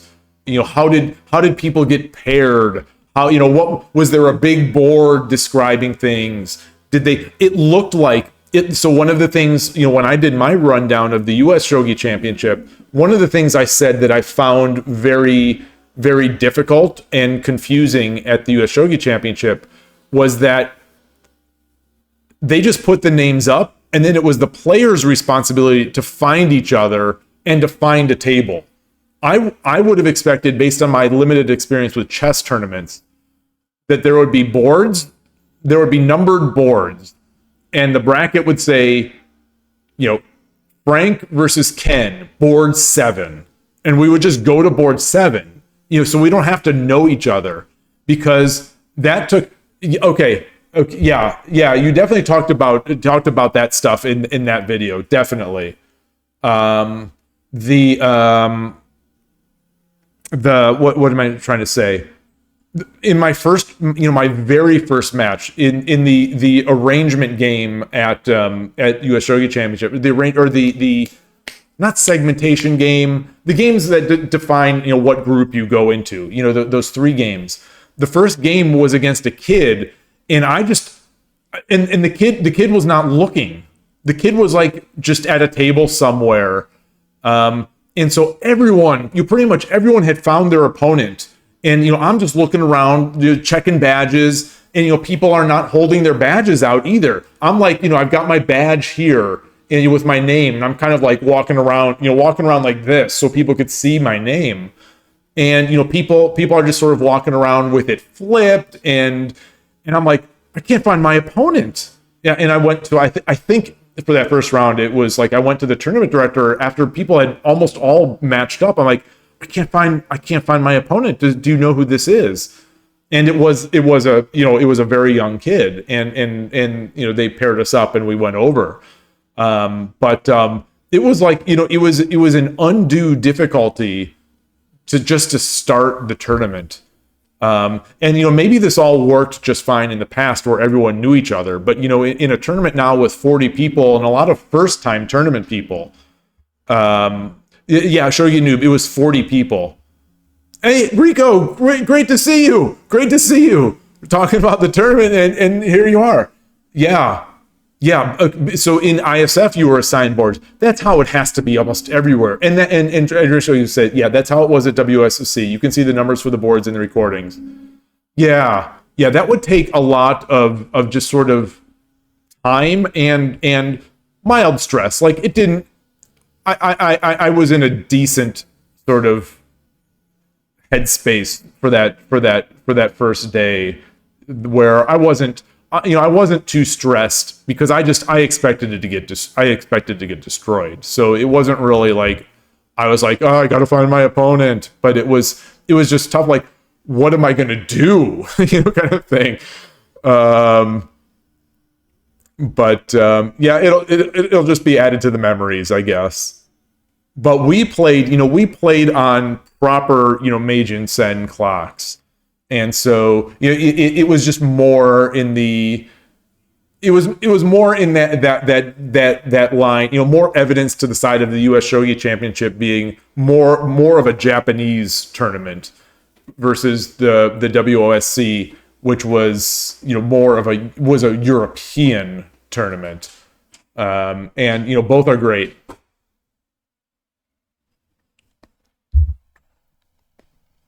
Oh yeah, Shogi knew. Yeah, best. Yeah, one game.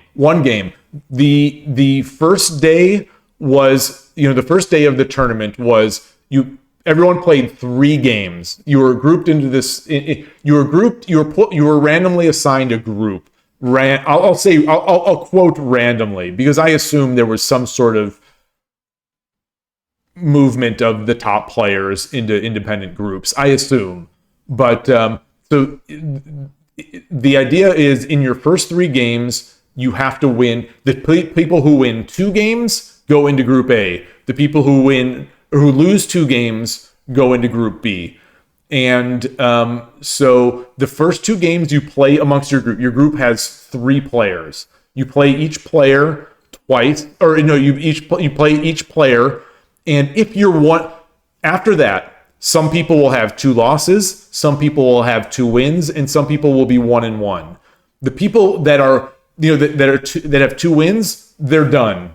They go to Group A. The people who have 2 losses, they're done. They go to Group B. The 1-1 players all just get randomly put together, and then the winner of that game, each winner goes to Group A, each loser goes to Group B. In major imposter syndrome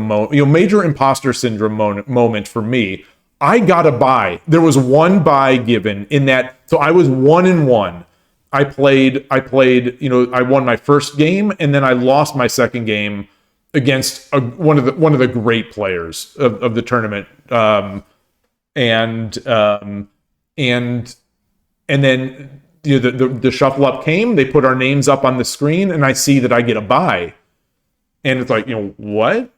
And so I got a bye into Group A. So I felt, kind of imposter syndrome.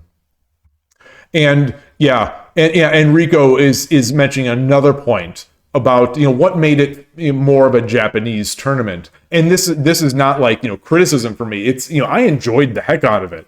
But the speeches at the beginning and, introduction was in Japanese. It's tough because, it's a tournament, and you need to know what's happening. You've got to have a sense of what to do and what is happening. And it was tougher for someone like me who can barely make out Japanese words. But it contributed to the feel of the tournament. And in the end, they're both just different styles, and I love them both. And there's a place for both styles, and it was great. You say at a Western tournament, surely they should have thought of this. Yes, but I think traditionally in the U.S., this tournament is primarily for expats. It's very much Japanese players. Most of the players that I saw and I played were they're using the Japanese names of the pieces. They seem like primary Japanese players, Japanese speakers. The U.S. Shogi Federation is pretty much always. That makes sense. And my understanding is, in the past, these tournaments were even more sort of the Japanese style, where they were single elimination. Someone can correct me if I'm wrong there. That's just what I've heard from a couple people. And that's hardcore. That is very hardcore. Okay, so Alan Baker told you that as well. Okay, okay. Yeah, I drew a shogi. I think that is very much the case, that they were surprised at all of the non-Japanese turnout this year. And I've talked to the SF club leaders sort of just a little bit about this, especially in relation to the tournament coming up next week or whenever that is. And yeah, like I think they were very surprised by the turnout. So they're trying to get their hands on what is going to happen in at this next tournament in September here. It's not a U.S. Shogi Championship. It's going to be a smaller turnout, but almost certainly going to be a smaller turnout. But I think that they don't want to be caught off guard. In the end, it all worked out. It all worked out great. The only thing I think that caused mild sort of shenanigans with the planned schedule, I'll say, is that the teaching pro games, some of the for the team tournament kind of got wrecked by some teams that started playing the teaching pros and just having a great time playing having these once in a lifetime sorts of opportunities to play Nishiyama and Yamaguchi and Ono Seven Dan and yeah, single elimination and unseeded. Oof. Oof. Oof. That's rough. That is rough. Yeah. It'll be interesting to see what happens next year, because next year we'll be in San Francisco, and I don't know. I assume it's going to be in this Japanese Cultural and Community Center, which is where we have our monthly meetups. I didn't go yesterday. A monthly SF Shogi Club meetups. That building has like a gym, and I'm gonna guess that we'll rent out the gym. Normally we play, since we don't usually have more than 10 people at SF. I don't think we usually have more than 10 to 15 people. We play in sort of a study room that has a bunch of tables. It works out great for us, but it wouldn't accommodate 40 or 50 people.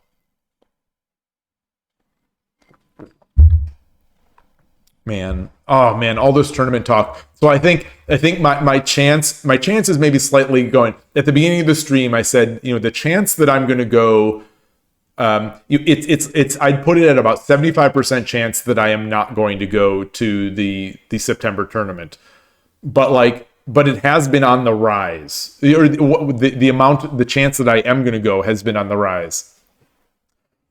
Kojiro, the month. Boy, was it March? Was it March this year? It was like March. It was March 17-ish? Gust 1. Oh man, if you can go, it would be so great. It'd be so great, great to meet.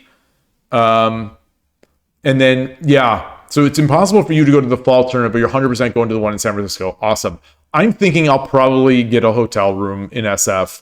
Just because I don't want to have to drive in the morning, drive back and forth. It's a hefty drive for me, a hefty, stressful drive for me to get into SF.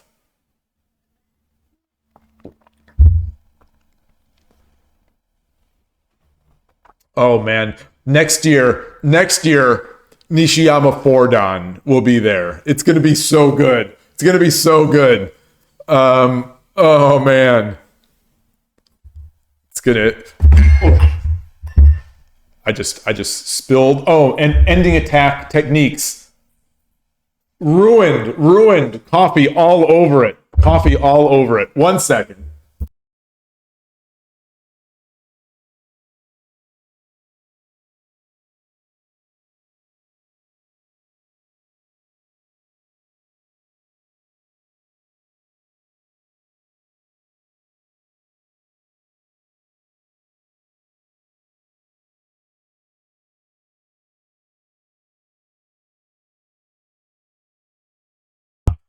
Sorry. I was going to say that. Thank you.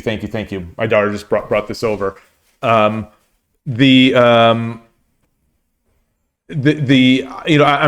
would think I was going to planning not to play much more than 4 hours today, and